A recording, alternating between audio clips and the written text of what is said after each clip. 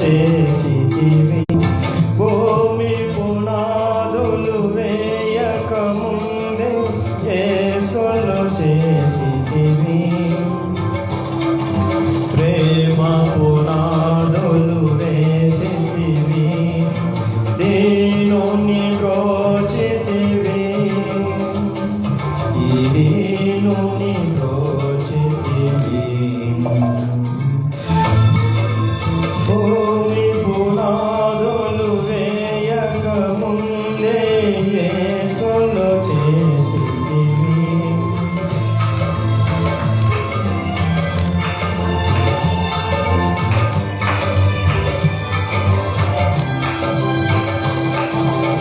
ప్రేమ పునాదులు వేసితివి దీనుని బ్రోచితివి ఈ దీనుని బ్రోచితివి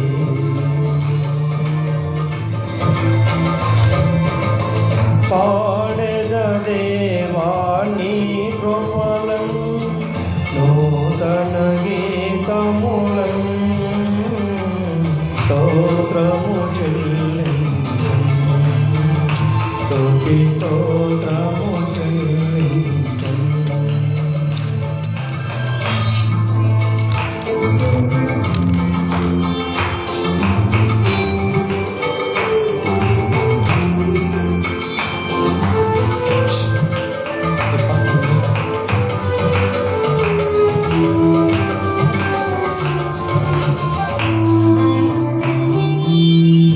అన్యుడనై నిన్ను ఎరుగకయున్నను ధన్యుని చేసితివి అన్యుడనై నిన్ను ఎరుగకయున్నను ధన్యుని చేసితివి ప్రేమపట్టణ పౌరుల సేవింప వరముల నొసగితివి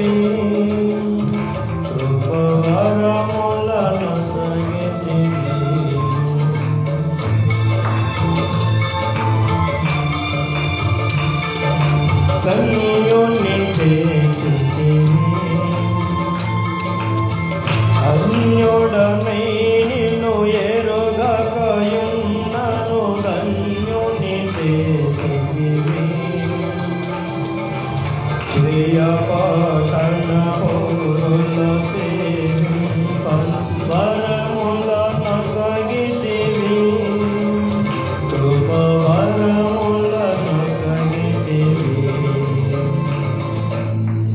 పాడెద దేవా నీ కృపలం నూతన గీతములం స్తోత్రము చెల్లించు స్తుతి స్తోత్రము చెల్లించు పాడెద దేవా నీ కృపలం నూతన గీతములం స్తోత్రము చెల్లించు స్తుతి స్తోత్రము చెల్లించు పాడతో సతీష్ ఓ పాట పాడతామే పాడతో పాట చర్చి తాళం బయట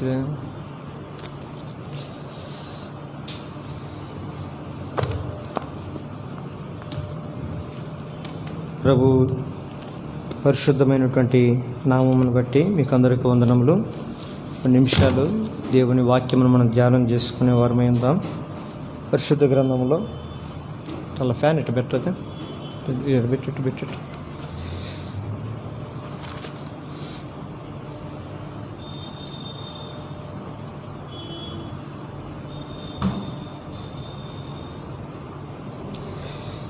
జకరియా గ్రంథము 8వ అధ్యాయము అది కాదమ్మా జకరియా గ్రంథము 8వ అధ్యాయము జకరియా గ్రంథము 8వ అధ్యాయము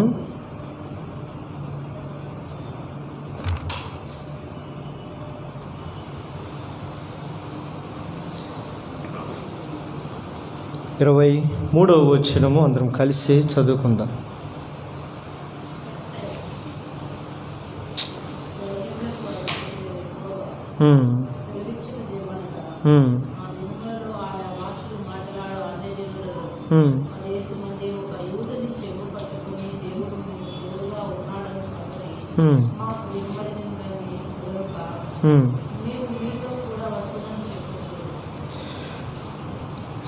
సైన్యములకు అధిపతియగు యెహోవా సెలవిచ్చినదేమనగా, అన్యజనులలో 10 మంది ఒక యూదుని చెంగ పట్టుకొని, దేవుడు మీకు తోడుగా ఉన్నాడన్న సంగతి మాకు వినబడినది కనుక మేము మీతో కూడా వత్తుమని చెప్పుదురు. చిన్న ప్రార్థన చేసుకుందాం. పరిశుద్ధాత్మ దేవుడు ఈ మాటలు మనతో మాట్లాడినట్లుగా ప్రార్థనతో మనం ముందుకెళ్తాం. మమ్మల్ని మిక్కిలిగా ప్రేమించిన మా ప్రియ పరలోకమందున్న మా తండ్రి,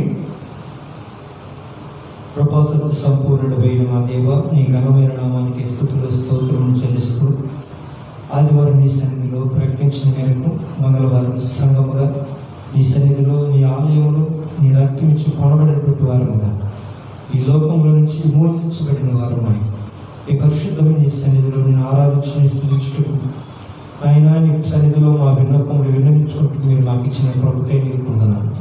చేరువచ్చిన మమ్మల్ని అందరూ మీరు దీవించండి, ఆస్వాదించండి. ఈ స్థలమందు చేయబడి ప్రార్థన మీద నేను దృష్టి ఇస్తాను.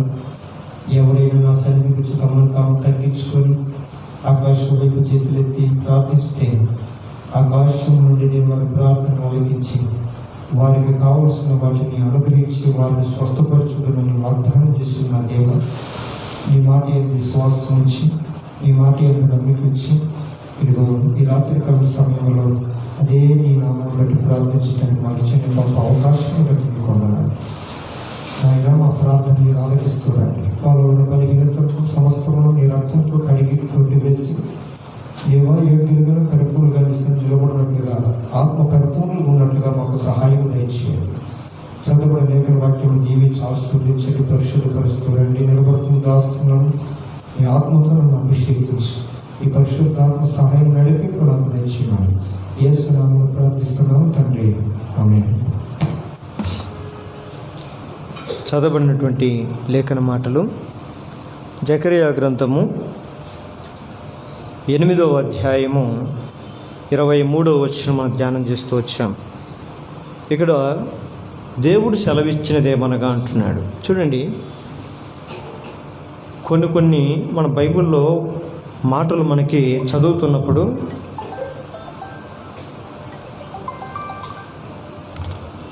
దేవుని మాటలన్నీ మనకు ఎట్లా కనపడుతూ ఉంటాయంటే, ప్రవక్తలు సెలవిచ్చినటువంటి మాటలు, దేవుని మాటలు ప్రవక్తలు పలుకుతూ ఉంటారు. కొంతమందితో దేవుడు సాక్షాత్తుగా ఆయనే ప్రత్యక్షమైపోయి కొంతమందితో మాట్లాడుతూ ఉంటాడు. ఆ దినాల్లో దేవుని వాక్కు కేవలము దైవజనుల దగ్గరకు వచ్చి దైవజనుల నుంచి ప్రజల దగ్గరకు మోపబడేది. ఇశ్రాయేలు యొక్క బాధలను, ఇశ్రాయేలు యొక్క కన్నీరును, ఇశ్రాయేలు యొక్క శ్రమను చూసిన దేవుడు వారిని విడిపించుటకై ఆయన భూమి మీదకు వచ్చాడు, కానీ ఇశ్రాయేలు మధ్యకు రాలేదు. ఇశ్రాయేల్ మధ్యలోనికి రాకుండా ఎక్కడో అరణ్యములో గొర్రెలు మేపుకుంటున్నటువంటి మోషే దగ్గర ఆయన ప్రత్యక్షమవుతాడు. మోషే దగ్గర ప్రత్యక్షమైపోయి మోషేతో మాట్లాడి, మోషే, నా ప్రజలు అనగా నా జనులు ఇశ్రాయేలు ప్రజలు ఐగుప్తులో వారు పడుతున్న బాధను, వారు ఇడుస్తున్న కన్నీరును, వారి కష్టాన్ని, వారి శ్రమలను నేను చూశాను. వారిని విడిపించుటకై నేను ఇదిగో దిగి వచ్చి ఉన్నానంటాడు. కనుక నేను చెప్పినట్లుగా వారి మధ్యకు వెళ్ళి వారితో నీతో చెబుతున్న మాటలన్నీ వారితో చెప్పు. వారు భయపడకూడని చెప్పు.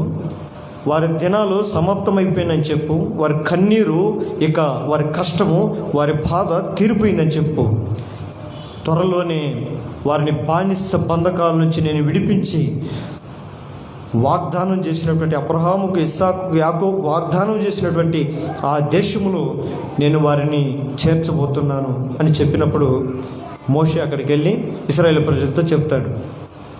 అప్పుడు కొంతమంది సంతోషిస్తారు, కొంతమంది నమ్మకపోగా మా కష్టాలు తీరుతాయా, మా బాధలు తీరుతాయా, మా కన్నీరు నిజంగా తొలగిపోతుందా ఏమో, మాకైతే ఆ నమ్మకం లేదు. ఇప్పటికే 400 సంవత్సరాలు మేము ఈ యొక్క ఐగుప్తు అనే దేశంలో ఈ ఫరో కింద మా జీవితాలు నలిగిపోతూనే ఉన్నాయి. మా జీవితాలకి మేలు కలుగుతుంది, మమ్మల్ని ఎవరైనా విమోచిస్తారు, విడిపిస్తారు అంటే మాకైతే నమ్మకం లేదంటే, విడిపించేది మానవులు కాదు, మిమ్మల్ని బయటికి తీసుకెళ్లేది నరులు కాదు, మీ దేవుడైన యెహోవాయే అని చెప్పినప్పుడు అక్కడ ఉన్నవారు కొంతమంది అంటారంట, నిజంగా మాకు దేవుడు ఆయన అయి ఉంటే, నిజంగా దేవుడు అనేవాడు మాకునుంటే ఈ కష్టాలన్నీ మేము పడేవాళ్ళమా, ఈ కష్టాల నుంచి ఆయన ఎప్పుడో మమ్మల్ని విడిపించేవాడు కదా అని చెప్తే, నిజమే, విడిపించడానికే ఇప్పుడు ఆయన మీ వద్దకు వచ్చాడు, మీ వద్దకు నన్ను పంపాడు అని చెప్పాడు. దేవుడు ఎందుకు డైరెక్ట్గా ఇశ్రాయేలు ప్రజల మధ్యలోనికి రాలేకపోయాడు అంటే, వారు బానిస బంధకాల్లో మునిగిపోయి ఉన్నారు. అంత మాత్రమే కాదు, కొన్ని మాటలను బట్టి మనం చదివినప్పుడు వారి జీవితాల్లో కూడా ఆ బాధలు, ఆ కష్టాలు ఇంకా మనల్ని ఎవరు విడిపించలేరని దేవుని మీద కూడా పూర్ణమైన నమ్మకం కోల్పోయారు.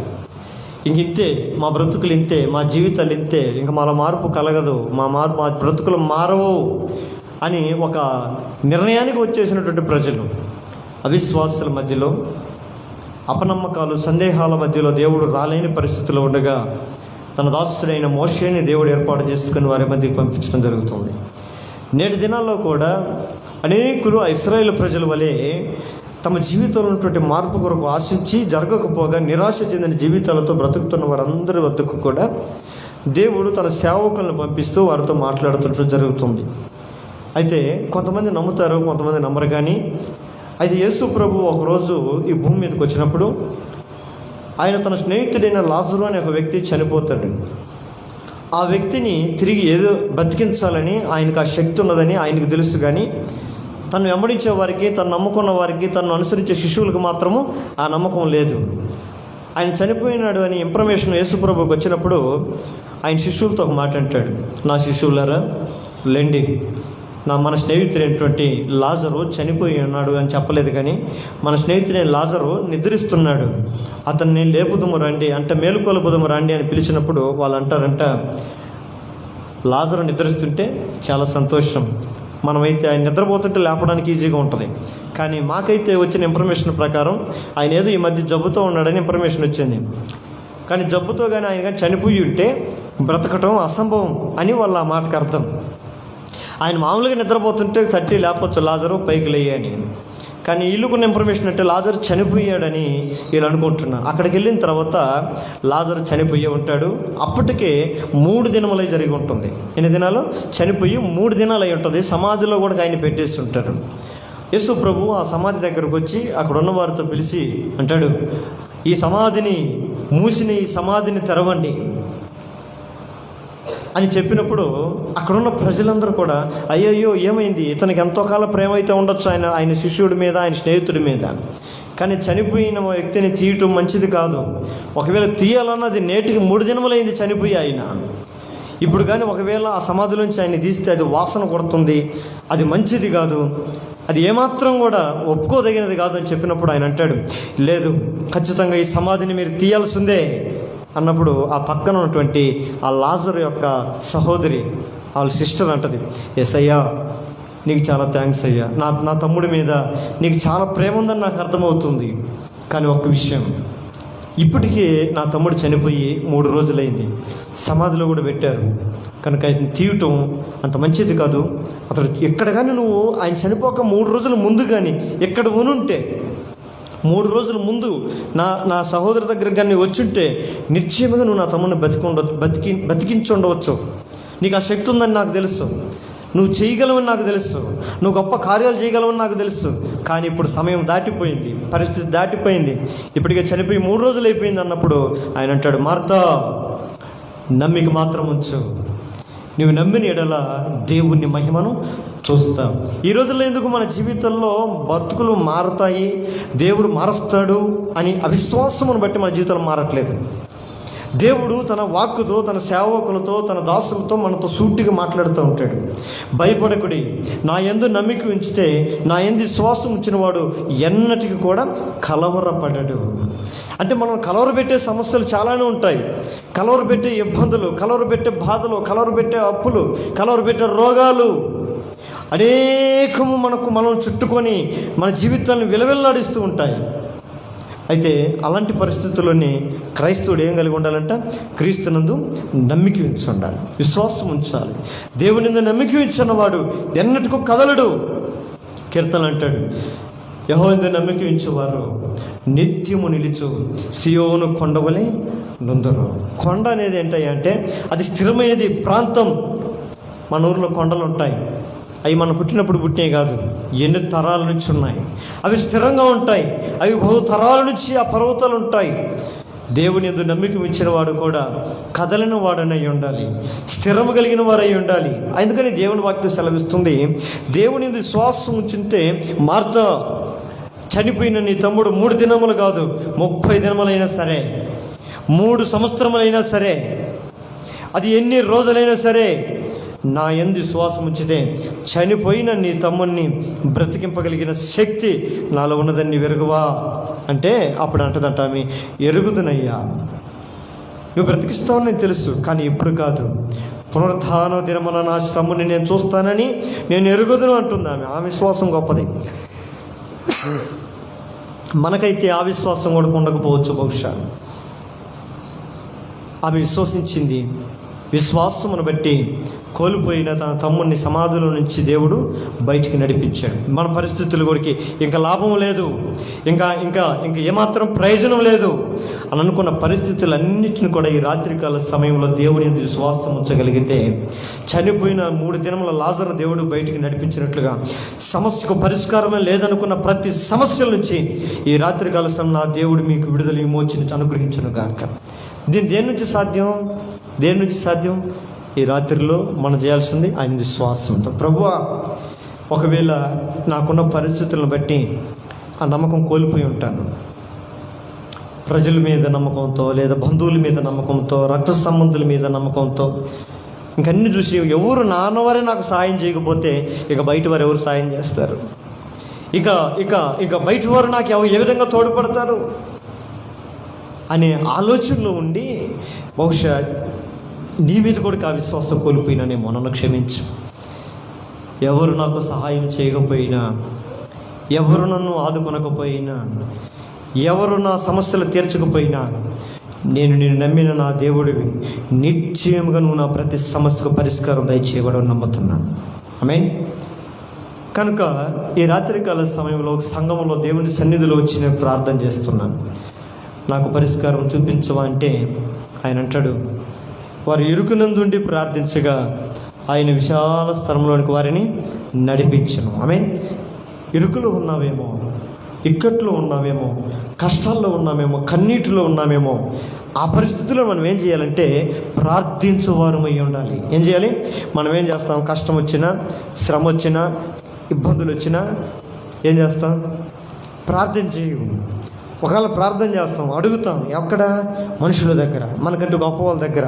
వాళ్ళు సాయం చేస్తారు, వీళ్ళు సాయం చేస్తారు, వీళ్ళు ఇస్తారు, వాళ్ళు ఇస్తారేమో అని విసిగి వేసారిపోతాం అందరూ ఇవ్వకపోగా. కానీ దేవుడు మనకు చెప్తుందంటే, దావీదు అంటాడు అంతకన్నా ఒక మంచి మాట, నేను కొండల తట్టు నా కన్నులు ఎత్తుతున్నా, లేదా గొప్పవారి వైపు నా కన్నులు ఎత్తుతున్నా, ఎవరి వలన నాకు సహాయము దొరుకును, నేను యెహోవా వలన నాకు సహాయము దొరుకును. హల్లెలూయా. ఎక్కడి నుంచి అంట? దేవుని వలన నాకు సహాయము దొరుకును కనుక నేను ఆయన వైపే నా కన్నులు ఎత్తుదును. నా ప్రియమైన దేవుని బిడ్డలారా, ఆయన సంఘములో ఉంటుంటే మనకు ప్రతి విధమైన అవసరతకు మొదటగా దేవుని వైపు మనం చూసే వరంగా ఉండాలి. దేవుని వైపు చూసిన తర్వాత ఆయన మన వైపు చూస్తాడు. మన వైపు చూసి మనకి ఏది అవసరం ఉందో, మనకి ఏది అక్కర ఉందో, మనకి ఏది ఇబ్బంది ఉందో అది ప్రతిదీ కూడా తన కృపా మహోదైర్యంలో ఆయన సమస్తమును తీర్చునని వాక్యం సెలవిస్తుంది. ఆమేన్. కనుక మన చూపు మరచుకోవాల్సింది దేవుని వైపు. ఇది జకర్యా గ్రంథం మనం చూసిన తర్వాత ఇవన్నీ ఎవరు చెబుతున్నారంట? సైన్యములకు అధిపతి యెహోవా సెలవిచ్చినదేమనగా, అంటే సైన్యములకు అధిపతి. సైన్యము అంటే ఏంటి అది తెలుసుకోవాలి మనం. పరిశుద్ధ గ్రంథంలో కొత్త నిబంధనలో ఒక మాట ఉంటుంది, మనము పోరాడునది ఎవరితంట? శరీరాలతో కాదు కానీ ఈ లోకనాథులతోనూ అంధకార సంబంధమైన దురాత్మల ఆకాశ మండలముల సమూహముతోనూ మహాసైన్యముతో మనం పోరాడుతున్నాం. ఈ రాత్రికాల సమయంలో క్రైస్తవుడిగా మనం గుర్తుపెట్టుకోవాల్సింది, ఏ సమస్యతో అయితే మనం పోరాడుతున్నామో, ఏ కష్టంతో అయితే మనం పోరాడుతున్నామో, ఆ మహాసైన్యాన్ని అంతటికీ కూడా చక్రవర్తి మనం ఆరాధిస్తున్న ప్రభువైన యేసుక్రీస్తు వారు. ఆమేన్. ఎంతమందికి అర్థమైంది? మన ప్రతి సమస్య ఏదైతే మనల్ని ఇబ్బంది పెడుతుందో, ఏ విధమైనటువంటి ప్రతి కారకానికి ఎవరైతే నాయకుడై ఉన్నారో ఆ నాయకులకి మన దేవుడు రారాజై ఉన్నాడు. అందుకని ఆయనకు ఒక పేరు, సైన్యములకు అధిపతియగు యెహోవా. ఆయన సెలవిచ్చుతున్నది ఏమనగా, అంటే ఇప్పుడు ఏదో దేవుడు మనకేదో చెబుతున్నాడంట. ఏం చెప్తున్నాడో దేవుడు చెప్తున్నది మనం వినటం మనకి ఎంతో శ్రేష్టం. ఎందుకని దేవుడు మనతో మాట్లాడుతున్నప్పుడు మనం ఆలకించేవారమై ఉండాలి. మనం అటు ఇటు ఆలోచనలతో ఒక్కోసారి దేవుని మాట వినకుండా మన ఆలోచనలు ఎక్కడికో పరిగెత్తుకుని వెళ్ళిపోతూ ఉంటాయి. సేవకుడు ఒక మాట చెప్తాడు, ఇదిగో దేవుడు నీతోనే మాట్లాడుతున్నాడు, నీ సమస్యలన్నీ నేను తీర్చిపోయే సమయం దగ్గరికి వచ్చిందంటే మనకేమో ఆ మాట పట్టుకునేస్తాం. ఆ మాట పట్టుకొని మన సమస్యలు ఏంటో అని చెప్పి మన సమస్యల గురించి ఆలోచించుకొని వెళ్ళిపోతాం. ఇంకా మిగిలిన వాక్యం విన్నాం మనం. అసలు దేవుడు ఇప్పుడు మనకేం చెప్తున్నాడు అదేనం. ఇది నా జీవితంలో కూడా జరిగింది. నేను మందిరంలోకి వెళ్ళి కూర్చున్నప్పుడు సేవకుడు ఆ మాట చెప్పినప్పుడు నేను కూడా ఆశపడేవాడిని, అబ్బా దేవుడు నాతోనే మాట్లాడుతున్నాడు ఈ రాత్రిలో, ఈ మధ్యాహ్నంలో, ఈ ఉదయకాలం నాతోనే మాట్లాడుతున్నాడు అనుకునేవాడిని. అని అనుకొని ఇంకా నా సమస్యల గురించి యోచన చేసేవాడిని, మొదలుపెట్టేవాడిని. అంటే దేవుని మాటలను మనం పరిపూర్ణంగా వినేవారమై ఉండాలి.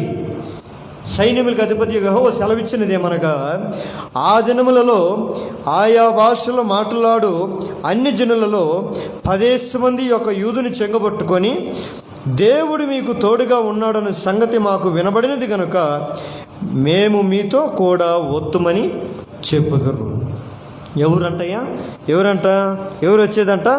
ఆ దినములలో ఆయా భాషలు మాట్లాడు అన్ని జనుల్లో 10 మంది ఒక యూదుని చెంగబట్టుకొని, ఒక యూదుని ఎవరంట చెప్పాల?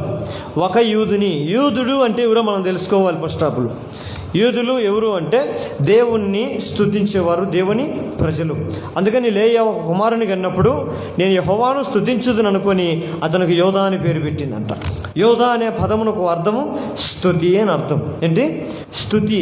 ఎవరిని స్తుతించేవాళ్ళు? దేవుని స్తుతించేవాళ్ళు. అనగా క్రైస్తవ పదానికి గుర్తు. దేవుని ఆరాధించే క్రైస్తవులకు ఇది సూచన. యూదులు అనగా దేవుని జనాంగం అని అర్థం. యోధా వంశంలోని దేవుడు కూడా వస్తాడు. యోధా గోత్రపు సింహమా అని పాట కూడా పాడుతూ ఉంటాం కదా. అనగా యోధా అనే గోత్రం ఏంటంటే దేవుని యొక్క జనాంగం.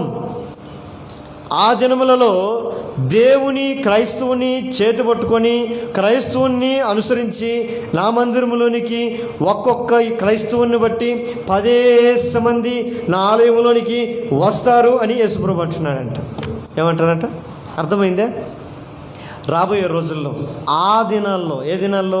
రాబోయే దినాల్లో ఒక చర్చిలో ఉండే ఒక క్రైస్తవుని బట్టి ఆ క్రైస్తవుని ఆధారం చేసుకొని 10 మంది ఆ చర్చికి వస్తారంట అని దేవుడు ముందుగానే చెప్పాడు. ఈరోజు మనం కూడా క్రైస్తవులమే కదా. ఎన్ని సంవత్సరాల నుంచి దేవుని నమ్ముకొని ఉన్నాం, ఎన్ని సంవత్సరాలుగా మనం మందిరానికి వెళ్తున్నాం, ఎన్ని సంవత్సరాలుగా దేవుని సంఘానికి వెళ్తూ ఆయన ఆరాధిస్తున్నాం. అయితే దేవుడు సెలవిచ్చిన మాట ఏంటి? ఆయన మందిరానికి పోయే ప్రతి క్రైస్తవుడు కొన్ని దినాల తర్వాత ఒక్కడే కాదు, మొదట్లో ఒక్కడగా వెళ్తాడు, ఒంటరిగా వెళ్తాడు. తర్వాత ఏం చేస్తాడు? ఆ ఒక్కడే దేవుని మందిరంలోనికి చేరి దేవుని వాక్యం విని ఆ వాక్యమును తన జీవితంలోనికి అంగీకరించి ఆ వాక్యం చేత కడగబడి, ఆ వాక్యం చేత దిద్దబడి, ఆ వాక్యం చేత హెచ్చరించబడి తన జీవితాన్ని వాక్యం చేత పరిశుద్ధపరచుకొని లోకంలోనికి వెళ్ళి 10 మందిని ఆయన తన సన్నిధిలోనికి, దేవుని ఆలయంలోనికి నడిపించేవాడై ఉంటాడు అని చెప్తున్నాడు. మనం ఉన్న సమాజంలో, మనం ఉన్నటువంటి పరిసర ప్రాంతాల్లో ఎంతమందిని దేవుని కొరకు మనం ప్రభావితం చేయగలుగుతున్నాం. ఒక మనిషిని ప్రభావితం చేయాలి అంటే మనలో ఏదో ఒక ప్రత్యేకత ఉండాలి. అర్థమైందా? 10 మంది అన్యులు ఉన్నారు అనుకుందాం. 10 మంది అన్యులు ఉన్నారు. ఆ అన్యుల్లోనికి మనం చేరితే మనం కూడా వారిలాగా మారిపోకూడదు. వారిలోకి వెళ్ళిపోతే మనదేముండాలి? ఒక ప్రత్యేకత కనపడాలి. మన భాష విధానం, మన మాట విధానం, మన ఆలోచన విధానం, మన ప్రవర్తన తీరు, మన నడవడిక తీరు, అది ఏదో వారికి వినేవారికి ఎట్లా ఉండాలి, మనం చూసేవారికి ఎట్లా ఉండాలి, ఒకటి వింతగా కనపడాలి. అక్కడికి చేరిన తర్వాత సాధారణంగా ఈడు మనవడే కదా, కొంతమంది ఇదిగో వేసుకో అనసు కొద్దిగా, ఇదిగో తాగో క్వార్టర్ కొద్దిగా, ఇదిగో వేసుకో గుట్క కొద్దిగా అంటే అప్పుడు మనం ఏం చెప్తాం, నాకైనా అలవాట్లేవు. ఎందుకు? నేను క్రిస్టియన్. నేను వాడి చేతిలో పెయింటింగ్ పనిపోయిన తర్వాత పాపం ఆయన శ్రీనివాసరాయణ ఒక ఆయన అట పరిచయం అంటే నాకు అట్టే పరిచయం అయ్యి, నేను అక్కడ కూర్చొని ఎగుతూ ఉంటే వచ్చాను నా దగ్గరికి. అన్న ఏమన్నా బాగున్నారు, ఏం పేరు అన్న మీ పేరు? అంటే నా పేరు కృష్ణ అన్న. ఓ కృష్ణ అంటే ఇంక మనోడే కదా అని అనుకోని టక్కని జేబులోంచి తీసాడు ఒక బీడి, నోట్లో పెట్టి టక్కని వెలిగించాడు. వెలిగించి తాగుతావా? లేదు లేదు లేదు నేను తాగను. అవునా? కొద్దిసేపు అంతా అయిపోయింది. తిరిగి మళ్ళీ నా దగ్గరికి ఎందుకు వచ్చాడు. నేను దేవుడి పాటలు పెట్టుకోరు ఉన్నా. విన్నాడు, ఓ దేవుడి పాటలు పెట్టుకున్నారు, మీరు క్రైస్తవులా? అరే అందుకే ఇందాక బీడీ తాగమంటే తాగలేము. నేను కూడా క్రైస్తవుని, కానీ ఏంది బీడీ తాగాడు అనుకుంటావేమో. నేను తాగుడు కూడా తాగుతానన్నా, కానీ ఇప్పుడు మానేసి. తాగుడితే మానాను, కానీ ఈ బీడీ సిగరెట్ మాత్రం మానేయలేకపోతున్నాను అని చెప్తే నేను అన్నాను, అయ్యా నేను పాస్టర్ అంటే ఇంకొద్దిగా ఇదైపోయాడు ఆయన. పాస్టరా? మా పాస్టరా అన్నా, నా కోసం ప్రార్థన చేయండి, ఇది నా కాడ నుంచి తొలగిపోయేటట్టు ప్రార్థన చేయి అని అన్నాడు. నేను అన్నాను, అది తొలగిపోవాలని ప్రార్థన చేయాల్సింది నేను కాదు, నువ్వే ప్రార్థన చేయాలి. తీసివేయి అని అడగడానికి కూడా తప్పు, నువ్వే తీసేసుకోవాలి. ఎందుకు? యేసు ప్రభు ఏ రోజున నీ దగ్గరకు వచ్చి ఇదిగో నాయన ఒక సిగరెట్ తాగరా అని నోట్లో పెట్టాడా? చెప్పాడా? ఇదిగో ఒక క్వార్టర్ తాగు అని ఎప్పుడైనా యేసు ప్రభు మన దగ్గరకు వచ్చి తాగమని చెప్పాడా? తిరగమని చెప్పాడా? తినమని చెప్పాడా? ఇట్లేం చెప్పలేదే. ఇవన్నీ నువ్వు నేర్చుకున్నవి, ఇవన్నీ నువ్వు అభ్యసించుకున్నవి. దేవుడు నిన్ను ఆశీర్వదించాలి అంటే, దేవుడు నిన్ను బహు గొప్ప జనముగా నిన్ను మార్చాలంటే, నువ్వు నేర్చుకున్న ఈ అలవాట్లు నీవే తొలగించుకొని ఆయన దగ్గరకు రావాలి. ఆయన దగ్గరకు వచ్చి అప్పుడు అడగాలి నువ్వు ధైర్యంతో, దేవా నన్ను నేను మార్చుకున్నాను, నీవు నా పక్షమున నీ ఆలోచనలు మార్చుకొని నీవు నన్ను ఆశీర్వదించవా అని అడిగే ధైర్యం మనకు ప్రభు దయచేయాలి. ఆమేన్. మనల్ని మనం మార్చుకోకుండా, మనల్ని మన జీవిత విధానం చేంజ్ చేసుకోకుండా, మన ఇష్ట ప్రకారమే మనం బ్రతుకుతూ, మన ఇష్టానుసారంగా మనం ఉంటూ, మన జీవితంలో ఏమాత్రం కూడా దేవునికి అనుకూలమైన జీవితం మనం లేకుండా దేవుని దగ్గరకు వచ్చి అడిగినంత మాత్రాన దేవుడు మన జీవితంలో కార్యాలు చేస్తాడు అంటే పొర్రపాటును కూడా చేయడు.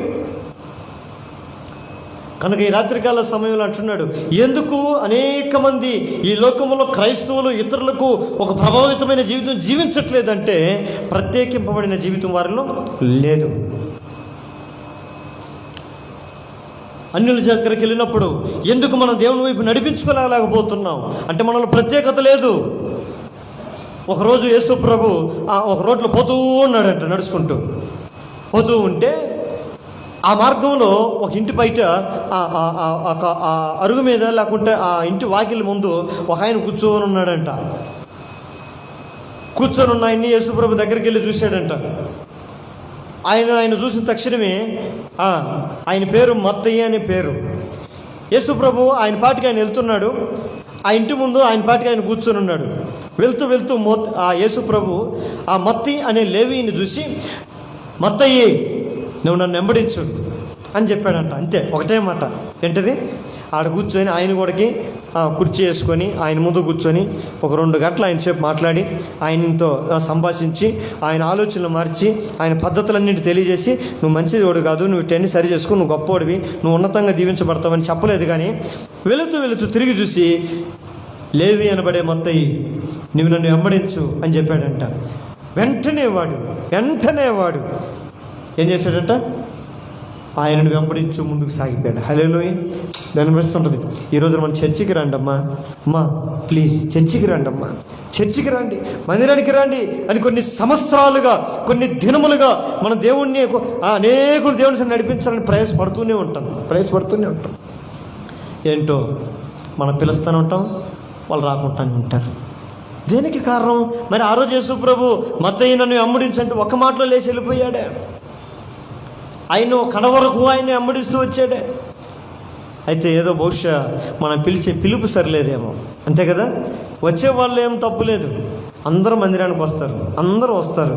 బహుశా వస్తున్న వాళ్ళకి రాకుండా ఉండే వాళ్ళకి మాకు తేడా ఏముందని అనుకుంటున్నాను. రాని వాళ్ళు రోజు మంగళవారం పోతారు, గురువారం పోతారు, శుక్రవారం పోతారు, ఆదివారం పోతారు. మేము ఎప్పుడు మందిరానికి పోము, కానీ మాకు వాళ్ళకి తేడా ఏముంది అని అనుకుంటున్నారేమో, అంతే కదా. ఎందుకు రావాలి? అదే ప్రతి దినము, ప్రతి సమయం, ప్రతిరోజు దేవుని మందిరానికి వచ్చేవారు ఎడల వారు ఏం గమనించాలి? మనల్ని ఏదో కొన్ని మార్పులు గమనించాలి. అరే ప్రతిరోజు వాళ్ళ మందిరానికి వెళ్తారు, వాళ్ళ మందిరానికి వెళ్తుంటే వాళ్ళు దీవించబడుతున్నారు, వాళ్ళ మందిరానికి వెళ్తున్న బట్టే ఆశీర్వదించబడుతున్నారు, వారి మందిరానికి వెళుతున్న బట్టే వారు చాలా ప్రత్యేకత కలిగి జీవిస్తున్నారు. మనం ఎందుకు వెళ్ళకూడదు మందిరానికి? వారి వల్ల మనం ఎందుకు దీవించబడకూడదు? వారి వల్ల మనం ఎందుకు ఆశీర్వదించబడకూడదు? వారి వల్ల మనం ఎందుకు దేవుని యొక్క కృపకు పాత్రలు కాకూడదు అని బయట వారు మన గురించి అనేవారుగా ఉండాలంట. ఆమేన్. అర్థమైందా? చూడండి, ఆ దినములలో క్రైస్తవుని చేయబట్టుకొని ఒక్కొక్కరిని చేయబట్టుకొని 10 మంది దేవుని ఆలయంలోనికి వస్తారంట. ఏ దినాల్లో? ఈ దినాల్లోని. ఏ దినాలంట? యేసు ప్రభు ఈ లోకానికి వచ్చిన తర్వాత, ఆయన తన రక్తమును చిందించిన తర్వాత, అనేకుల కొరకు తన ప్రాణమును క్రయధనముగా పెట్టి మృతుడై పునరుద్ధరణుడై తిరిగి లేచిన తర్వాత ఆయన యందు అనేక జనులు విశ్వసిస్తారు. సర్వలోకమంతటా ఆయన నామం ప్రకటించబడుతుంది. ఆయన నామం ప్రకటించబడిన తర్వాత అనేకులు ఆయన నామం విశ్వాసం ఉంచుతారు. అనేకులు విశ్వాసం ఉంచడమే కాదు, అనేక సంఘాలు ఏర్పడతాయి, రకరకాల డినామినేషన్లు ఏర్పడతాయి. ఒక్కొక్క సంఘంలోని ఒక వ్యక్తి 10 మందిని నడిపించగలుగుతాడు. 10 మంది ఉన్న సంఘంలోకి స్టార్ట్ అయిన 10 మందితో ఆరంభమైన ఆ సంఘం కొన్ని దినములైన తర్వాత ఆ 10 మంది 100 మందిని నడిపిస్తారు. ఆ 100 మంది 1000 మందిని నడిపిస్తారు. ఆ 1000 మంది 10,000 మందిని నడిపిస్తారు. సంఘాలు పట్టజాలనంత విస్తారమైన సంఘాలుగా నింపబడతాయి అనేది దేవుని సెలవిచ్చిన మాట. కానీ మనం వెళుతున్న సంఘములో ఆ మాట నిన్ను బట్టి నన్ను బట్టి నెరవేర్చబడుతుందా? దేవుడు సెలవిచ్చినటువంటి మాట యూదుడిగా, ఒక క్రైస్తవుడిగా నీ పక్షమున, నా పక్షమున, మన పక్షమున మనం వెళ్తున్న సంఘములో ఆ వాక్యము నెరవేర్చబడుతుందా? ఈ రాత్రికాలం ప్రశ్నించుకోవాలి. ఏ దినాలంట? ఆ అంత్య దినాల్లో ఎలా ఉంటాయి అనేది చూడండి. మంచి అమూల్యమైనటువంటి మాట ఉంటుంది. చూద్దామా మాట. తిమోతి రాసినటువంటి పత్రిక, 2వ తిమోతి రాసినటువంటి పత్రిక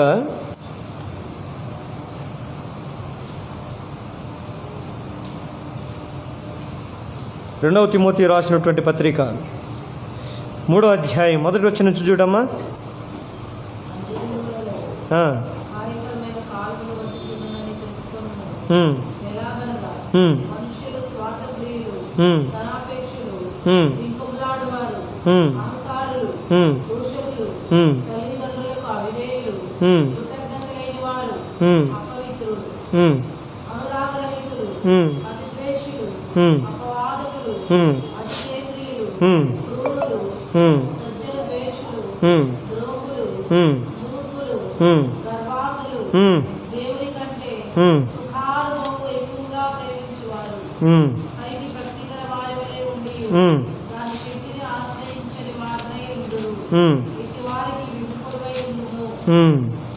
ఇంకా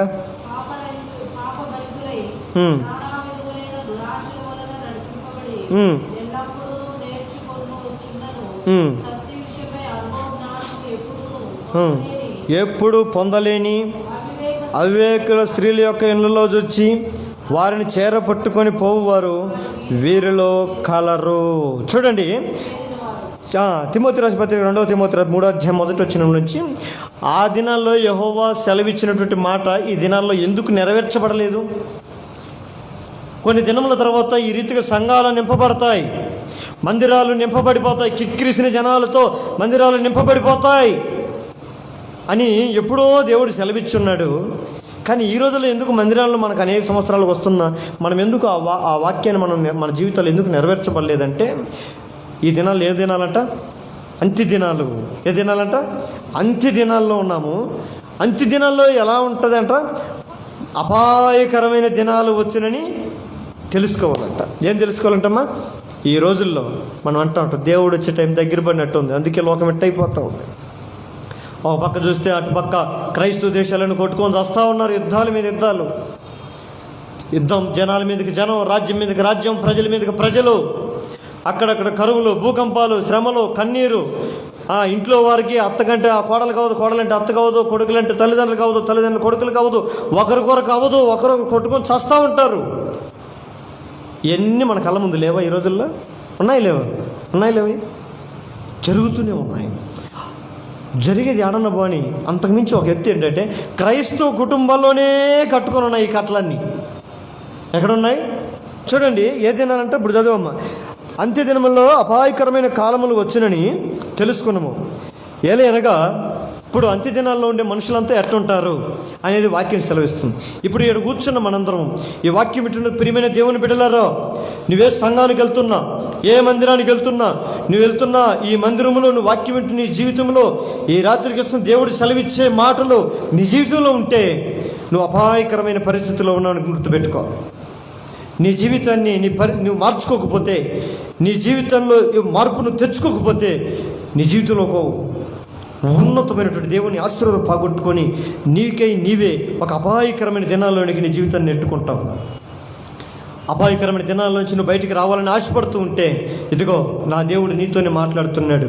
అపాయకరమైన దినాల్లో ఏముంటాయంట? ఎలా ఉంటారంట? మా మనుషులు స్వార్థప్రియులుగా ఉంటారు. ఎవరు ఎట్లా ఉంటారంట? మొట్టమొదటిగా ఈ వాక్యం చదివినప్పుడల్లా నా కంటి కట్టినట్టు కనపడుతూ ఉంటారు మనుషులు, కంటి కట్టినట్టు కనపడుతుంటారు. అపాయకరమైన దినములలో స్వార్థప్రియులు భూమి మీద ఎక్కువైపోతారంట. స్వార్థం అంటే ఏంటి?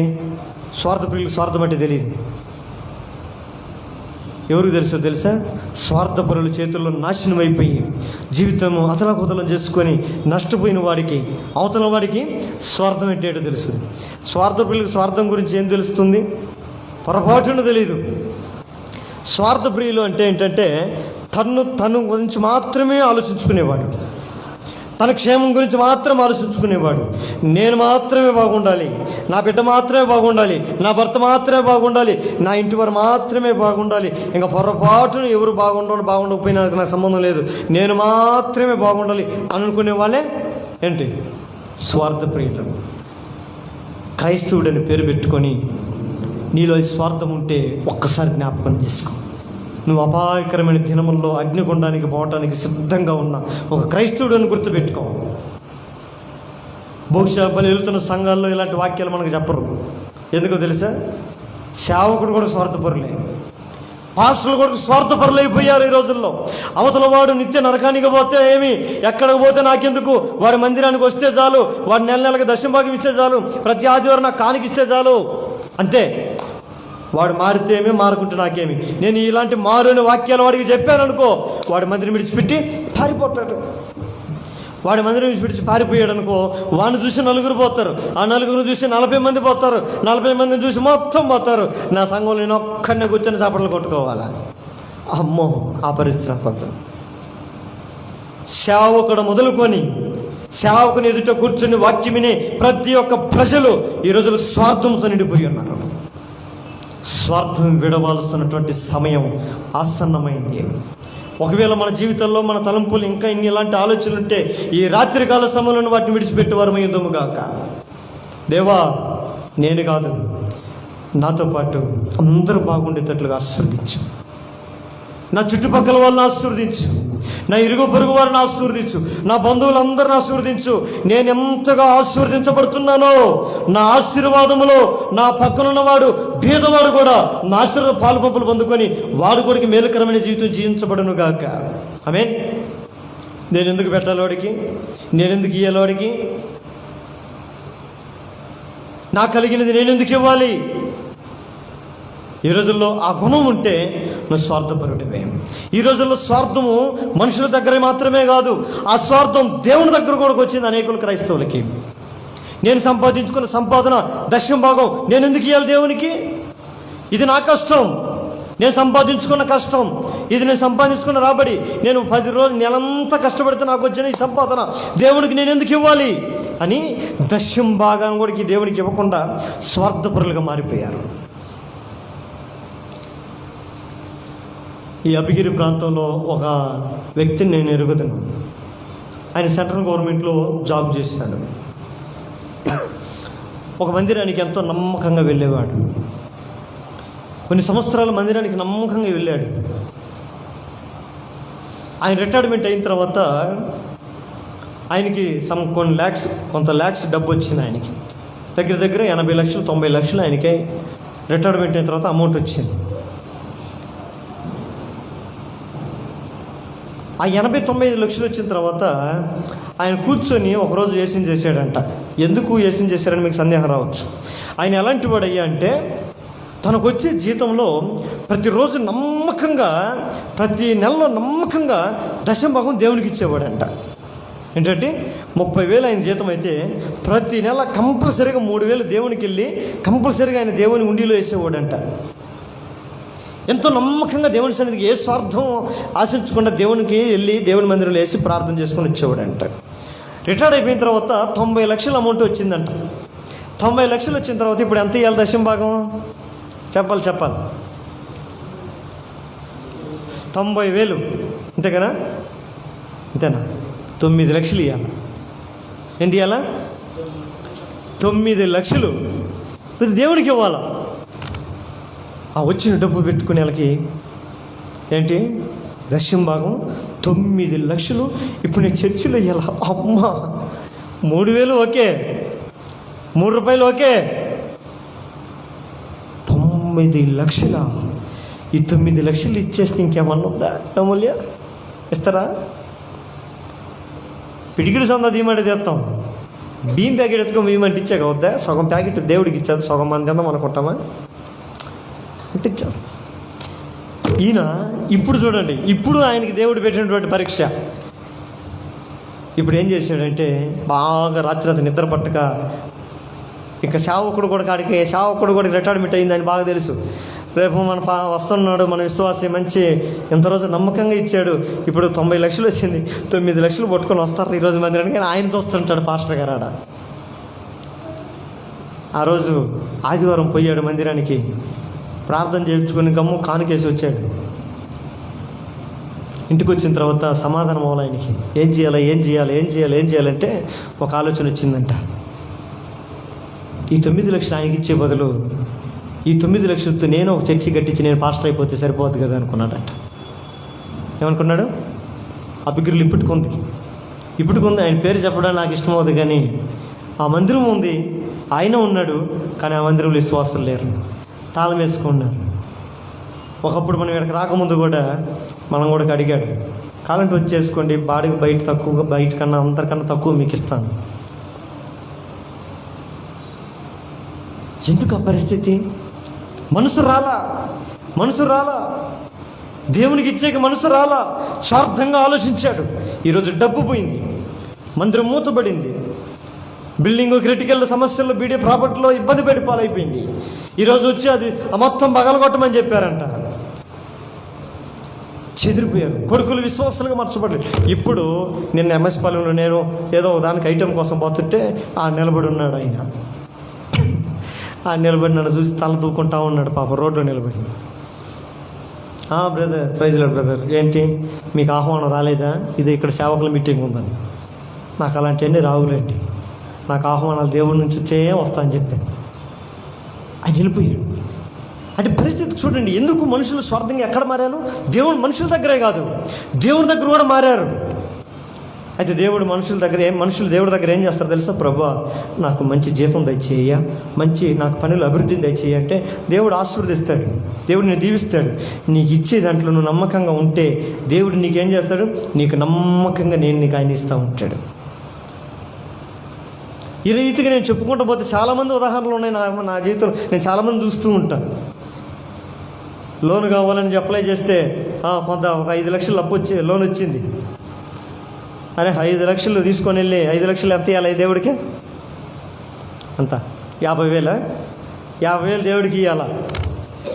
50,000 దేవుడికి ఇస్తే పాస్టర్ ఏం తీసుకుంటాడు? ఫస్ట్ అబ్బో, పాస్టర్ డబ్బు ఉన్నాడు అయిపోతాడు. ఇచ్చేకి మనసు రాదు. హాస్పిటల్కి పోతాయి, హాస్పిటల్కి సీదా ఆడ డాక్టర్ ఒక్కొక్క బిల్లు వేసిస్తూ ఉంటాడు, ఒక్కొక్క బిల్లు వేసిస్తుంటాడు. టోటల్గా అంతా అయిపోయిన తర్వాత 3 లక్షలు వచ్చిన డబ్బులు సగం ఏమైపోయింది? 3 లక్షలు. 3 లక్షలు పోయింది. ఎక్కడ పోయింది? ఎవరికో పోయింది. నువ్వు తినేది లేదు, ఏం లేదు. అదే నీ సొమ్ము దేవుడు తింటే నీకు దేవుడు రుణస్థుడికి ఎప్పుడు ఉంటాడంట. ఆమేన్. మనం ఇచ్చిన దానికి దేవుడు ఎప్పుడు మిగిలించుకోడంట. ఆయన రుణము, మనుషుల రుణము దేవుడు పొర్రబాటును పెట్టుకోడు. ఈరోజు నా జీవితంలో 5 నెలలుగా నేను పని లేదు. నా జీవితంలో 5 నెలలు అయింది నేను ఇప్పుడు పని లేదు. కానీ ఏ రోజు కూడా నా ప్రభు నన్ను పస్తు పెట్టలా. అలా అని చెప్పి నన్ను చాలామంది పోషించేవాళ్ళు అనుకుంటారేమో. ఎవరు పోషించేవాళ్ళు లేరు. ఎవరు వెనక నుంచి మనల్ని పోషించేవాళ్ళు లేరు. ఇదిగో నీకు సహాయం నేను చేస్తున్నాను ఇచ్చేవారు లేరు. అయినప్పటికీ సరే దేవుడు ఏం చేస్తాడు? భయపడుకుడి, మిమ్మల్ని మీ పిల్లలను నేను పోషించుతాను. ఎప్పుడు? కరువు వచ్చినప్పుడు, నీకు కష్టం వచ్చినప్పుడు, శ్రమ వచ్చినప్పుడు, రోగం వచ్చినప్పుడు, ఇబ్బంది వచ్చినప్పుడు, కన్నీరు వచ్చినప్పుడు నేను ఇన్వాల్వ్మెంట్ అవుతాను. నేను ఆ సమయంలో అంతే చెప్పి మన కాడ అన్నీ ఉన్నప్పుడు సంతోషంగా ఉండేది కాదు.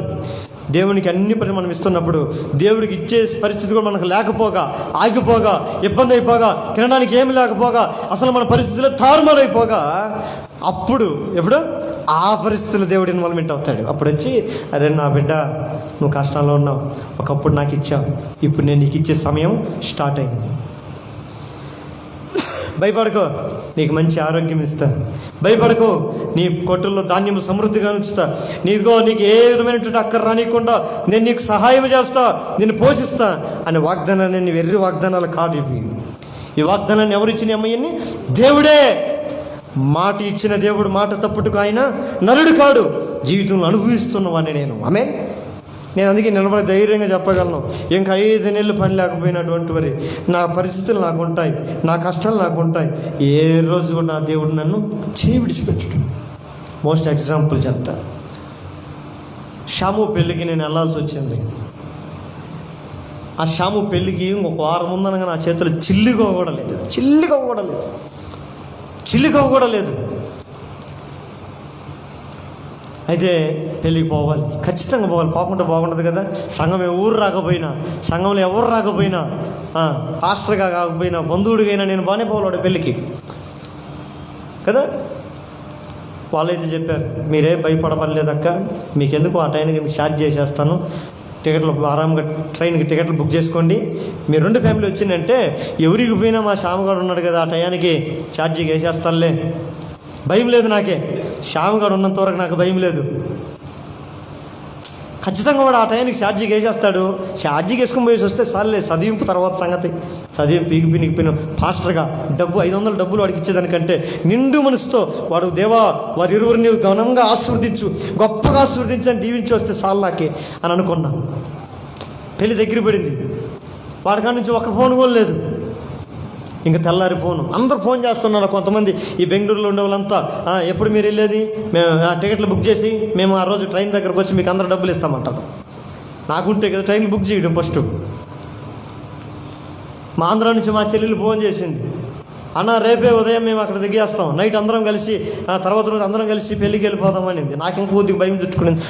రేపు మా బావ వాళ్ళు వస్తే, మా చెల్లెలు వస్తే పాపం నా దగ్గరే ఛార్జీలు లేవు, వాళ్ళని ఎట్లా వెళ్ళమని చెప్పాను. చెప్పుకుంటే సరే పాస్టర్ని వేరే ఏంటి, సేవకులు ఏంటి, ఏంది ఇంత దరిద్రంలో ఉన్నారు వీళ్ళు, కడు దరిద్రంలో ఉన్నారు వీళ్ళు అనుకొని ఏమని అనుకుంటారేమో అని బాధపడి మా బావకు ఫోన్ చేసి, బావా టికెట్లు ముందుగా రిజర్వేషన్ చేస్తున్నారు, మీ ఇద్దరికి టికెట్లు వేసేయండి, నా దగ్గర డబ్బులు లేవు, ఫోన్పేలో డబ్బులు లేవు, వేరే వాళ్ళు ఫోన్పేలో టికెట్లు చేస్తున్నారు కనుక నువ్వు డబ్బులు నా దానికుంటే అంటే 260 రూపాయలు మాత్రం, కేవలం 260 రూపాయలు మాత్రం ఆయన చేత వేయించుకొని వారిద్దరికి టికెట్ చేయించేసా. నాకైతే టికెట్ లేదు అప్పటికి. ఆ రోజు రాత్రి బర్త్డే నాది. దిగులతో దివాలెత్తుకొని కూర్చోన్నట్టుగా, స్థానం లేదు ఏం లేదు, అట్లా కూర్చోనున్న కుర్చీలో. మన మందిరంలోని సహోదరులు ఇద్దరు, వారిరువురు రాత్రి 9:30, 10 అయింది. ఆ టైంలో వచ్చారు. చాలామంది వాట్సాప్లో నాకు విషెస్ పెట్టారు, హ్యాపీ బర్త్డే అన్న, గాడ్ బ్లెస్ యూ అన్న, హ్యాపీ బర్త్డే అన్న, గాడ్ బ్లెస్ యూ అన్న చాలామంది పెట్టి, చాలా సంతోషం. దేవుడు వారందరూ దీవించును గాక. నాకైతే సమాధానం లేదు. నా పుట్టినరోజు నేను ఎప్పుడు చేసుకోలేదు, అలవాటు కూడా నాకు లేదు. ఆ రోజులో మనకు సమాధానం లేదు. రేపు పొద్దున్నే మా చెల్లెలు వస్తారు, రేపు ఉదయాన్నే ఊరికి వెళ్ళాలి, ఏం చేయాలో దిక్కు తెల్చని పరిస్థితిలో ఉన్నాం. ఇంకా ఆ టైంలో ఏం జరుగుతున్న పరిస్థితుల్లో ఆ సహోదరుడు మరి ఎదురు ఒక కేకు చేతులు పెట్టుకొని కవర్ పట్టుకొని మా ఇంట్లోకి వచ్చేసారు. ఒకసారి సడన్గా షాక్ అయిపోయా. ఏం బ్రదర్ స్నానం కూడా చేయలేదు మీరు అంటూ వచ్చారు. ఏంటి అసలు బర్త్డేనా ఈరోజు నీది అంట వచ్చారు. నాకు నోట్లోంచి మాట కూడా రాలా. కన్ను నిండా నీరు నిండుకొని పోతూ ఉన్నాయి. వాళ్ళ ఎదుట కన్నీరు గారిస్తే బాగుండదేమో అని నా హృదయాన్ని దిగమింగుకుంటూ ఉన్నా. ఇంక నువ్వు లేయాల్సిందే, లేచి కేక్ కట్ చేయాలంటే లేచి స్నానం చేసి వచ్చి కూర్చున్నా, ప్రార్థన చేశా. వారు మాతో పాటు సంతోషపడ్డారు, మమ్మల్ని కొంచెం సంతోషపెట్టారు. ఈ బాధ, ఈ శ్రమ ఇవన్నీ కొంచెం మర్చిపోయాను నేను. వాళ్ళు నాకు ఉన్నంత వరకు చాలా సంతోషంగా ఉన్నా. అమ్మని వాళ్ళు వందనాలు చెప్పుకుని వాళ్ళ ఇంటికి వెళ్ళిపోయారు. ఇంక మళ్ళీ స్టార్ట్ అయిపోయింది, మళ్ళీ ఆ వైరస్ నాలో చేరింది. రేపు ఏంటి పరిస్థితి అని తిరిగి ఉదయాన్నే నేను ప్రార్థన చేసుకొని ఆ రోజు రాత్రి అంతా ప్రార్థన చేసుకుని నిద్ర పట్టట్లే. ఆ రోజు రాత్రి అంతా ఏడ్చి దేవుని సలు ప్రార్థన చేసి, ఏది ప్రభు నీ సేవలో ఉన్నా, నేను ధనధాన్యాలు సంపాదించుకునే ఒక ఉద్యోగం కూడా లేదు, నేను ఉద్యోగం కూడా విడిచిపెట్టేశాను కదా, అన్నీ విడిచిపెట్టేశాను కదా, ఈ పరిస్థితుల్లో నువ్వు నాకు తప్ప ఇంకెవరు సహాయం చేయగలుగుతారు ప్రభు అని ఆ రోజు రాత్రి అంతా దుఃఖంతో వేదంతో ఏడ్చి నేను ఉన్నటువంటి నా పడక, నా మోకాల మీద పడిన నీరు తడిసిపోయింది. ఇంకా ఎటుకెళ్ళి పడుకున్న ఉదయాన్నే కలవను ప్రార్థన చేసుకొని అటు పడుకోనున్నాను. ఫోన్ వస్తూ ఉంది, ఏదో వీడియో కాల్ వస్తుందబ్బా అని చెప్పి చూస్తే ఆ సహోదరులు నాకు ఫోన్లో మాట్లాడుతున్నారు. మా బ్రదర్, ప్రైజ్ లార్డ్ బ్రదర్, ఏమన్నా అమౌంట్ వచ్చిందా అన్నారు. ఫస్ట్ నాకేం అమౌంట్ వస్తుందయ్యా, ఏ అమౌంట్, నాకే అమౌంట్ లేదన్నా. అట్లా కాదు, ఫోన్పే కొద్దిగా అమౌంట్ ఏమన్నా వచ్చింది చెక్ చేసుకోండి అంటే చెక్ చేసుకుంటే 5,000 వాళ్ళు వేశారు. కొంచెం విలువలాడుతూ దేవుడు ఉన్నాడు. దేవుడు తన ప్రజల పక్షమున ఎప్పటికీ కూడా ఉంటాడు. అమూల్య ఎప్పుడో ఒక మాట అంటూ ఉండేది నాతో, అన్న మీకంటే దేవుడు ఎట్ట కూడా సాయం చేస్తాడన్నా, ఎందుకంటే నువ్వు ప్రార్థన చేస్తావు కదా, దేవుడు మీకు సాయం చేస్తాడన్నా. ఆ మాట నాకు గుర్తుకొచ్చింది. నిజమే యేసయ్యా, నీవు ప్రార్థించు వారిని నువ్వు ఎప్పుడు కూడా చెయ్యి, విడిచిపెట్టేవాడు కాదు, ఎప్పుడు కూడా విడిచిపెట్టవు. 5,000 పడిన తక్షణమే ఇంక చూసుకో, ఇంకేం స్టార్ట్ అయ్యి షాపింగ్లు, బట్టలు ఎత్తుకొని పెళ్ళిలో వెళ్ళి హంగామా చేసుకొని పెళ్ళి కూడా ముగించుకొని దేవుని మహాకృపను బట్టి ఇంకొద్దిగా ఆ పిల్లోడికి, ఎవరికి, పెళ్ళి కొడుకు శ్యాముకి, వాడికి ఒక 500 కూడా ఇచ్చి వచ్చాం. దీన్ని బట్టి నిర్బంధించడం, షార్ట్ చేస్తున్నాడు వాడు లేదని వాడిని తిట్టుకోవడం కానీ, వాడి పనికి వాళ్ళడుతూ అట్ట వాడిని నిందించడం కంటే ఆ కష్టకాలంలో, ఆ శ్రమలో నేను నమ్ముకున్న నా దేవుడు నాకు సహాయం చేశాడా లేదా అనేదే గొప్ప విషయం. దేవునికి మహిమ కలుగును గాక. ఆమేన్. దేవునికి స్తోత్రం కలుగునుగా. ఇది జీవితంలో మర్చిపోగలుగుతామా? మర్చిపోలేం. ఇలాంటి మన జీవితంలో అనేకం చేస్తాడు. మీ జీవితంలో కూడా చేయగలుగుతాడు, సమర్థుడు.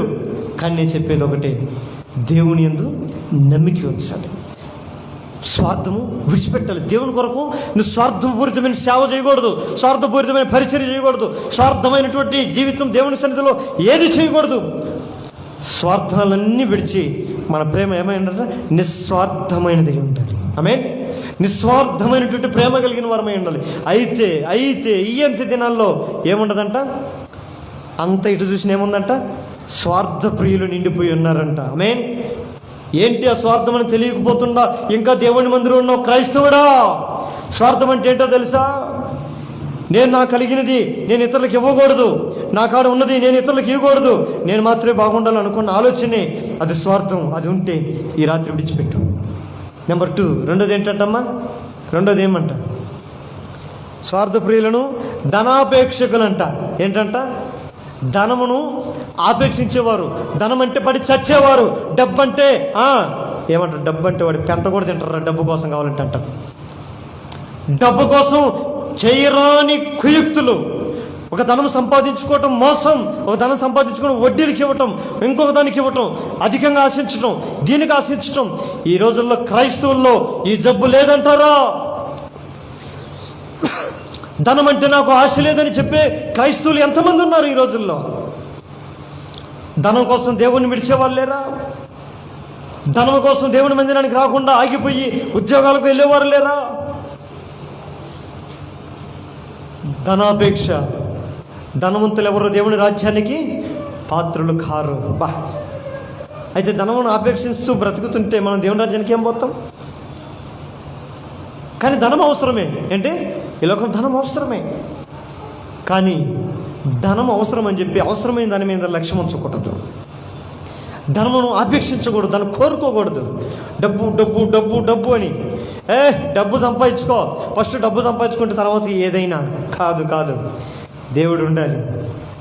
ధనమును అనుభవించాలంటే మొదట మనకేముండాలి? ఆయుష్ ఉండాలి. ఆయుష్ ఇచ్చేదే ఆయన. ఆమేన్. మనం డబ్బు సంపాదించుకొని దాన్ని అనుభవించుకోలేకపోతే ఇంకెందుకు? డబ్బు సంపాదించుకొని హాస్పిటల్ పాలైపోయి మనం సంపాదించుకుని దేనికి? హాస్పిటల్ పెట్టుకోవడానిక? మనం సంపాదించుకునే దేనికి? ఇతరుల పాలు చేయడానిక? మనం సంపాదించుకునే దేనికి? ఇతరులు దోచుకొని పోయేదానిక? కాదు. నిజంగా మనం సంపాదించే సంపాదన మనం ఏం చేయాలి? అనుభవించాలి. అది అనుభవించలేనప్పుడు ఆ జీవితం వ్యర్థమే. కొన్ని లక్షలు ఈ మధ్య ఏదో ఫేస్బుక్లో చూసా, ఒక ఆయన 23 లక్షల కోట్లకు అధిపతి అంట. ఆయన కుమారకుడికి వివాహం చేయటానికై, 2 కుమారులకు వివాహం చేయటానికై 500 కోట్లు ఖర్చు పెట్టాడంట. ఒక్కొక్క కొడుకు పెళ్ళికి ఎన్ని కోట్లు? 500 కోట్లు ఖర్చు పెట్టాడంట. విలాసవంతమైన జీవితం. చస్తే ఆయన పడేసేదానికి కూడా దిక్కులేని కుక్క సాగు తెచ్చాడంట. ఏంటి చేశాడు?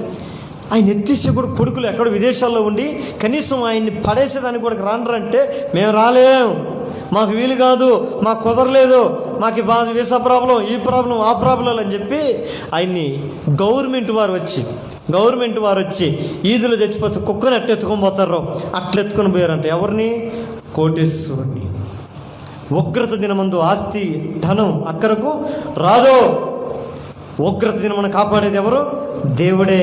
అందుకని ఈ భూమి మీద ధనం ప్రాముఖ్యం కాదు. ధనం ఆపేక్షించకండి దయచేసి. ధనవంతులతో ఆతురత పడువారు శ్రమల్లోనూ, శోధనలోను, కష్టాల్లోనూ, ఇంటిలోనూ, వాటిలోను, వీటిలోనూ పడి తమను తామే పొడుచుకుంటారు. ఒక బలమైన సంబంధం కూడా ఉంటుంది. వాళ్ళు డబ్బు కాడికి వచ్చే వాళ్ళకి ఏమైపోద్ది? ఈరోజు గొప్ప గొప్ప సంబంధాలు కూడా ధనం ఏం చేస్తుంది? పాడు చేస్తుంది. అందుకని మందిరంలో కూడా చెప్తా ఉన్నాం, ఎప్పుడు ఇతరుల దగ్గర, ఇతరుల సంఘంలో సహోదరుల దగ్గర పొర్రపాటును కూడా, నీ అవసరతను కానీ, నీ అక్కరకు కానీ పొర్రపాటు కూడా చేయి డబ్బులు అడక్కు. నువ్వు మందిరంలో ఉన్నావు, దేవుని సముఖంలో ఉన్నావు, దేవుణ్ణి అడగాలి. నీ కష్టం వస్తే, కన్నీరు వస్తే, శ్రమ వస్తే, ఏది వచ్చినా సాటి సహోదరుల దగ్గర మనం ధనం ఆపేక్షించడానికి అవకాశమే లేదు. అర్థమవుతుందా? అలాంటి జీవితం మనం జీవించేవారమైందో కాక. ధనాపేక్ష తర్వాత ఇంకేముందంటమ్మా? బింకములు ఆడేవారంట. బింకములు దాగుడు మూతలు అన్నట్టు ఆడుతూ ఉంటారు. బయటకు ఒకటి, లోపల ఒకటి. చెప్పి నేను అనలేదంటాము, మాట్లాడి నేను మాట్లాడలేదంటాము. ఈరోజు బింకములు ఆడేవారు అనేకులు ఉన్నారు. లేని వాటిని చెప్పేవారు, కాని వాటిని చెప్పేవారు అనేక మంది ఉన్నారు. ఈ ఆలోచనలు కూడా మనికిరాని. అంత మాత్రమే కాదు అంటాడు చూడండి, ఏమన్నారట? అహంకారులు. అబ్బా, ఇదేంటంటదే? కారం కానీ కారం ఏదన్నా ఉంటుంది. ఏంటంట? అహంకారం ఎట్లుంటుందిరా? ఈ డేసే కారం ఎట్లుంటుంది కూరలో?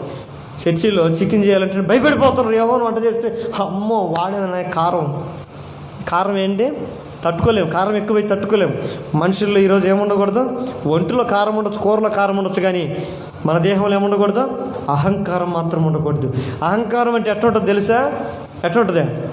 తగ్గింపు ఉంటుంది. పెద్దవారి దగ్గర ఎట్లా మాట్లాడాలా, సేవకుల దగ్గర ఎట్లా ఉండాలా, సేవకురాల దగ్గర ఎట్లుండాలా. నేను విశ్వాసిని, వారు దేవ సేవకులు, వారు వయసులో చిన్నవారై ఉండొచ్చు, నాకన్నా తక్కువ వయసు వారే ఉండొచ్చు, కానీ నేను ఎట్లుండాలి వారి ముందు? అహంకార తత్వంతో ఉండకూడదు. గర్వం లేని జీవితం ఉండకూడదు. విధేయత కలిగిన మనసు కలిగి ఉండాలి. అహంకారులు ఏం చేస్తారంట? హెచ్చించుకుంటారంట. నేను గొప్ప, పాశ్రమ కన్నా నేను గొప్ప, పాశ్రమ కన్నా నేను బాగా ప్రార్థన చేస్తా, పాశ్రమ కన్నా నేనే ఏం అహంకారం. దేవుడు అంటాడు, అహంకారును ఎదిరించి దీనులకు దేవుడు కృప చూపుతాడు. ఆమేన్. ఈరోజు ఎంతమందికి ఉంది ఈ దీనత్వం? డబ్బులుంటే చాలు, పాస్టర్ పేదోడైనా కానీ ఐ డోంట్ కేర్, పాస్టర్ వచ్చి ప్రార్థన చేసి మేము 10 రూపాయలు కానికి ఇచ్చిపోతాం అంతే. అయితే కొంతమంది నేను ఎరుగుదను, దేవుడు వారిని గొప్పగా ఆశీర్వదించుంటాడు, ఉన్నతంగా ఆశీర్వదించుంటాడు. మేము వాళ్ళ ఇంటికి వెళితే చాలు, ఆ తగ్గింపు, ఆ వినయం, ఆ విధేయత అవి చూస్తే మాకే ఆశ్చర్యం అనిపిస్తుంది. అయ్యా, వీళ్ళ ముందు మేము ఏ పాటి వారు, వీళ్ళు చదువు, వీళ్ళకున్న డబ్బు, వీళ్ళకున్న స్థాయి, మేము ఏ పాటి వారం అని అనిపిస్తుంది. వారిలో ఏం లేదంట, అహంకారం లేదు. వారు దేవుని బిడ్డల దగ్గర, దేవుని సేవకుల దగ్గర తగ్గింపు దీనత్వం కలిగిన వారై ఉంటారంట. ఈ రోజుల్లో ఏదన్నా ఒకటి ఉంటే చాలు అహంకారం. మోటార్ సైకిల్ కొత్తది వస్తే అహంకారం, సెకండ్ హ్యాండ్ కారు వస్తే అహంకారం, ఇంకొకటి వస్తే అహంకారం. మాకు తిరుగులేదు, మేము దేనికి ఇంకేం లెక్క చేయాల్సిన అవసరం లేదు, వాళ్ళకంటే మేమే ఎక్కువ, వీళ్ళకంటే మేమే ఎక్కువ అనే అహంభావంతో మనుషులు నిండిపోయి ఉన్నారు. నా ప్రియమైన దైవ జనాంగమా, ఈ స్వభావాలు మనలో ఉంటే ఎక్కడున్నామంట? అపాయకరమైన దినాల్లో మనమున్నాం. ఎవరికి అపాయం తెలుసా? ఈ లక్షణాలన్నీ ఎవరిలో ఉంటాయో వారికి అపాయం. ఒకవేళ ఈ వాక్యం ఇట్టున్న ప్రియమైన దేవుని బిడ్డ, నువ్వే సంఘానికి వెళ్తున్నా ఈ అవలక్షణాలు నీలో ఉంటే ఈ రాత్రికాల సమయంలో నీలోంచి తొలగించుకో. అంత మాత్రమే కాదు అంటున్నాడు, అహంకారులను, దూషకులు, దూషించేవారు, దూషించటం. మంచి చెబితే ఏం చేస్తారు ఇతరులు?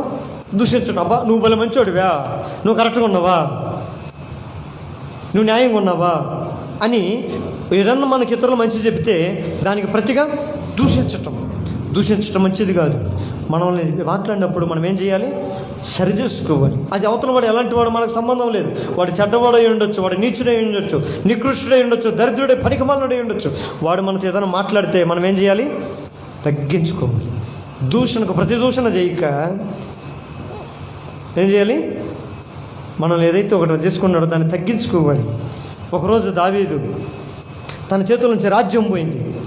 కడుపును పుట్టిన కుమారుడు ఆయనకి ఏమయ్యాడు? వ్యతిరేకమైపోయాడు. రేయ్ నువ్వు నా తండ్రి అయి ఉండొచ్చు, నిన్ను చంపేస్తా, నిన్ను చంపితే ఈ రాజ్యానికి నేనే రాజుని అని చెబితే కొడుకుని చంపడానికి శకన పట్టదు. ఏంటి? దావీదు కన్నా బలవంతుడేం కాదు ఆయన కొడుకు, కానీ కొడుకుని చంపడానికి చేతులు రాక నేను వాడి మీద యుద్ధానికి పోతే వాడి వెనక కొంతమంది అమాయకులు, కొంతమంది బుద్ధి జ్ఞానం లేని అమాయకులు, కొంతమంది వాడి వెనక చేరారు. వానితో పాటు అమాయకులు ఎక్కడ బలైపోతారో చూసు వాళ్ళని చంపడం ఎందుకు అని ఇష్టం లేక ఎట్టన్నా పాడైపోని అని ఆ యుద్ధం వద్దురా అని చెప్పి నేనే కొద్దిగా దూరం వెళ్ళిపోతానని చెప్పి అడవిలోకి పోతా ఉన్నాడంట. పోతూ ఉంటే ఆ మార్గంలోంచి ఒకడు వస్తాడంట. వాడొచ్చి తగ్గించుకొని పోతున్న ఆ దావీదును చూసి దుమ్మెత్తి పైన పోసి, రే దావీదు, నీచుడా, నికృష్టుడా, కుక్క, నువ్వు మంచోడివి కాదురా, నువ్వు దౌర్భాగ్యుడురా, ఇదిగో నువ్వు చేసుకున్న పాపాలకి ఈరోజు నీ కడుపును పెట్టిన కొడుకే నీ మీదకి రాజ్యం ఎత్తుకొని వచ్చాడు, కత్తి ఎత్తుకొని వచ్చాడు, నువ్వు మంచోడివి కాదురా నువ్వు అని భయంకరంగా దూషిస్తున్నాడంట. ఆ దూషిస్తుంటే ఆ పక్కన ఉన్నారు కదా కొంతమంది దావీదుని ప్రేమించేవాళ్ళు కొంతమంది, అయ్యా దావీదు గారు మీరేంటి, మీ స్థాయి ఏంటి, ఈ కుక్కలాంటి వాడు మిమ్మల్ని దూషించటమా, నువ్వునో ఇప్పుడే కత్తెత్తుకొని వాడు తల తెగ నరికి నీ పాదముల దగ్గర పెడతానంటే ఏమంటాడు తెలుసు దావీదు? అయ్యో నా మీద మీకు అంత ప్రేమ ఉండి మీరు మాట్లాడుతున్నారు, కానీ వాడిని ఏం చేయగక్కండి, వాడు నన్ను దూషించనియండి, వాడు దూషించే దూషణ నా దేవుడు చూడాలి. వాడు దూషిస్తుంటే నేను పడతాను, నేను సహిస్తాను, నేను ఓర్చుకుంటాను. నేను ఓర్చుకునే నా మనసును చూసి నా దేవుడు నాకు సహాయం చేయునుగాక. ఆమేన్. ఏమన్నాడయ్యా? ఈరోజు ఎవరన్నా ఒక మాట నేను ఎందుకు ఒప్పుకుంటా? నేను ఒప్పుకోనా? దాన్ని ఏమైనా తింటున్నానా? దాని ఇంట్లో ఉంటున్నానా? దాన్ని ఏమన్నా అనుభవిస్తున్నానా? నన్ను ఎందుకు అనాలి? పొరపాటు నేను పట్టుకోను అని చెప్పి మనం ఏదన్నా అంటే ప్రతిదోషణగా దిగుతాం లేదా? ఆడవాళ్ళు అయితే ఇంకొక ఎత్తు మెట్టు ఉంటారు దాంట్లో. నేను ఒప్పుకున్నాను, మా అత్తమ్మ ఒప్పుకోను, మా అమ్మ అంటే ఒప్పుకోను, నేను మా అత్తమ్మ అంటే ఒప్పుకుంటానా? ఏ అమ్మాయి అనరా మీరు? ఎందుకంట నేను ఒప్పుకోను, నేను తప్పు చేస్తున్నా కానీ నేను పడను. దూషణకి ప్రతిదూషణ చేయకుడికి. దూషించే వాళ్ళు దూషిని నువ్వు సహించు. నీ సహనాన్ని చూసి, నీ తగ్గింపు చూసి నా దేవుడు ఏదో ఒకరోజు నువ్వు తప్పు చేసున్నా, నువ్వు పొరపాటు చేసున్నా, నువ్వు ఏమి చేసున్నా నా దేవుడు నేను క్షమించి నిన్ను ఒకరోజు ఏం చేస్తాడు? దావీదుని ఏం చేశాడమ్మా? తిరిగి అదే అడవిలోంచి తీసుకొని వచ్చి హెచ్చించుకున్న వాళ్ళు, దావీదుని దూషించిన వారంతా హతమైపోయారు. తిరిగి దేవుడు తీసుకొని వచ్చి సింహాసనం మీద పెడితే దూషించిన వాడు ఎట్టొచ్చాడు? మళ్ళీ రెండోసారి ఆయన పాదాల కాడికి వచ్చి దావీదు పాదాలు పట్టుకొని, అయ్యా తప్పు చేశాను, నీచున్నయ్యా, బుద్ధిహీనంగా మాట్లాడాను, ఇదిగో ఈ నోరుతోనే రకరకాలుగా నిన్ను మాట్లాడానయ్యా, నన్ను క్షమించు అని ఆయన పాదాలు పట్టుకున్నాడంట. కానీ దావీదు అప్పుడు కూడా ఆయన క్షమించాడు. అబ్బా, ఎంత గొప్పతనం! ఈరోజు సేవకులు కూడా మనల్ని గద్దించి ఏదైనా మంచి చెప్పినప్పుడు, గద్దించినప్పుడు మనం ఏం చేస్తున్నాం? సేవకులు కూడా దూరంగా ఉండాలనుకుంటాం, సేవకుని కుటుంబానికి దూరంగా ఉండాలనుకుంటాం, అసలు వాళ్ళతో పొద్దే వద్దనుకుంటాం. ఇదే జీవితం, ఇదేం క్రైస్తత్వం? ఇలాంటి ఆలోచనలు ఉంటే అపాయకరమైన దినాల్లో నువ్వు ఉన్నావని అర్థం. గుర్తుపెట్టుకో, అపాయకరమైన పరిస్థితుల్లో నువ్వు ఉన్నావని గుర్తుపెట్టుకో. ఈ పరిస్థితుల నుంచి నువ్వు బయటికి, అపాయకరంలో నుంచి నువ్వు బయటికి రావాలంటే ఈ ఆలోచనలు, ఈ స్వభావాలు, ఈ గుణాలు, వీటన్నిటి విడిచిపెట్టాలి. తర్వాత అంటున్నాడు, తల్లిదండ్రులకు అవిధేయులై ఉండటం. తల్లిదండ్రులు అంటే లెక్కలే. తల్లిదండ్రులు అంటే ఏమాత్రం గౌరవించరు. ఈ రోజుల్లో చిన్నపిల్లలు అప్పుడు చూడండి, ఇప్పుడు మా ఆయుష్ ఉంది, మా అని ఉంది, వాళ్ళ అమ్మ మధ్యలో కూర్చొని నేను ఎవరికి కావాలంటే నాకు కావాలి. వాళ్ళిద్దరు పోలాడు, అప్పుడు చీ పట్టుకుని మా అమ్మ అని. అదే పెద్ద అయిపోయిన తర్వాత ఏం చేస్తారట? పెద్ద అయిపోయిన తర్వాత అమ్మో మీ అమ్మ అంటారు. ఇద్దరు మగపిల్లలు తయారైతే ఆడపిల్లలు ఏం చూస్తారేమో, కానీ ఈ రోజుల్లో మగపిల్లలు ఏమంటారు? ఏరా అమ్మను చూసుకోకూడదా? నువ్వు చూసుకోకూడదా? మీ అమ్మాయి కదా, ఇద్దరు మీ అమ్మని ఇద్దరు దొబ్బులు ఆడుకుంటారు కొడుకులు చేరుకొని. చిన్నప్పుడైతే మా అమ్మ చేపట్టుకోవాలి. ఎంత దురిస్థితి! తల్లిదండ్రులకు అవిధేయులు అయిపోయినారు ఈ రోజుల్లో. తల్లిదండ్రులకు విధేయులు లేరు. తండ్రి ఏదన్నా ఒక మాట అంటే తండ్రి మీద కోపం. నేను కూడా మా నాయన ఒక మాట అన్నాడని, ఏరా నువ్వు చస్తే ఏమన్నా కొరవ అవుద్దా? ఊరంతా భూమి అంత ఖాళీగా ఉంది, నేను ఆడదెక్కి పాతి పెడతానంటే నేను ఇంచుమించు 6 నెలలు 7 నెలలు మా నాయనతో మాట్లాడాల. ఆయన తండ్రేనా? అసలు నిజంగా ఇట్టంటాడా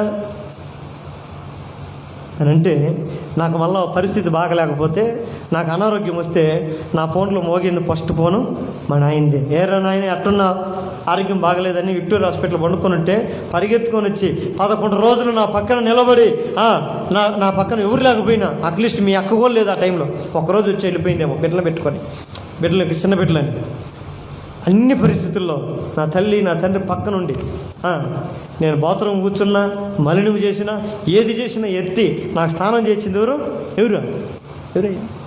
అప్పుడు నాకు నా తండ్రి మీద ఎంత కోపచ్చి, నేను మనిషినేనా?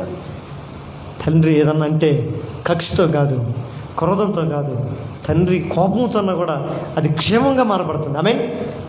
కన్న తండ్రులు ఒక మాట అన్నారని చెప్పి తల్లిదండ్రుల మీద పగ పెట్టుకోవటం ఏమాత్రం కూడా మంచిది కాదు. ఒక తండ్రి నిన్ను గద్దించినా కూడా, తండ్రి నిన్ను శిక్షించినా కూడా అది మేలుకే. నేను పడిన కష్టం, నేను పడిన ఈ నష్టం, నేను పొందుకున్న ఈ బాధ నా కుమారులు పొందుకోకూడదు అని ఉద్దేశంతోనే కొద్ది కటువుగా హృదయంలో ప్రేమ నింపుకొని బయటికి ఎప్పుడు గద్దించేవాడు ఎవడన్నా ఉన్నాడంటే కేవలము నా కన్న తండ్రులు మాత్రమే. హృదయం నిండా ప్రేమ నింపుకొని ఉంటారు వాళ్ళ బిడ్డలంటే. కానీ బయట అట్ట మాట్లాడతాను, ఎప్పుడు కటువుగానే ఉంటారు. ఇటు చేయమాకరా, అట్ట చేయమాకరా, ఇట్ట ఉండకూడదు. ఎందుకు? హృదయం మాత్రం కోస్తే మన మీద ఒట్టి ప్రేమే ఉంటుంది వాళ్ళకి. కనుక తల్లిదండ్రులకు మనం ఏమాత్రం కూడా అవిధేయులు ఉండకూడదు. ఈ రోజుల్లో తల్లిదండ్రులు ఉండకూడదంట. ఈ రోజుల్లో ఆడవాళ్ళకి ఏముండకూడదు? అత్తపోడు ఉండకూడదని కోరుకునే ప్రతి ఆడది ఎట్టడం చేసుకోవాలంట, అనాథాశ్రమం పోయి అనాథలు ఉంటారంట మగవాళ్ళు, వాళ్ళు చేసుకుంటే ఉత్తమం అంట. నాకు అత్తే ఉండకూడదు, అత్తపోడే ఉండకూడదంటే దొరుకుతారు మగవాళ్ళు. ఎక్కడ? అనాథాశ్రమంలో ఉంటారు చాలామంది. అనాథాశ్రమం పోయి పెళ్లి చేసుకునేది అనుకో, వాడికి అత్త ఉండదు, అమ్మ ఉండదు, నాయన ఉండడు. వాడిని చేసుకునేది నీకు అత్త ఉండదు, మామ ఉండదు, నీకు అత్త పోరు ఉండదు, ఇంకొక ఏ పోరం ఉండదు. ఈ అనుభవాలతో పోవాలి ఆలోచన. ఒక కుటుంబంలోనికి వెళ్తున్నామంటే, ఒక కుటుంబంలో కాలు పెడుతున్నామంటే అక్కడ తల్లిదండ్రులు ఉంటారు, రక్త సంబంధాలు ఉంటాయి, బంధాలు ఉంటాయి. వీటన్నిటి మనకేం చేయాలి? వాటన్నిటికి మనం విధేయులమై ఉండాలి. విధేయులమై ఉండాలి. ఎవరికి ఏ విధమైనటువంటి న్యాయం చేయాలో మనం చేయాల్సిందే. ఒక కోడలుగా, ఒక కూతురుగా, ఒక కొడుకుగా, ఒక అల్లుడిగా మనము సరైన సమన్యాయం మన కుటుంబంలో మనం జరిగించేవారమై ఉందముగాక. అలాంటి ఆలోచన లేకపోయిందామనుకో, ఎక్కడున్నట్టు? అపాయకరమైన దినముల్లో ఉన్నట్టు, అపాయమైన పరిస్థితుల్లో మనం ఉన్నట్టు, డేంజర్ జోన్లో ఉన్నట్టే. అయితే బయటికి రావటానికే నువ్వేం చేయాలి తెలుసా? ఈ స్వభావాన్ని ఏం చేయాలి? మానుకోవాలి. దేవా, నా ప్రతి ఒక్కరు నేను తల్లిదండ్రులుగా భావిస్తాను, నా తల్లిదండ్రులను నేను గౌరవిస్తాను, నా తల్లిదండ్రులు విధేయులు అవుతాను అనే విషయంలోనికి మనం రావాలి. మరొకటి ఏమంటాడమ్మా, కృతజ్ఞత లేనివారు అంటే చేసిన దానికి కృతజ్ఞత లేనివారు.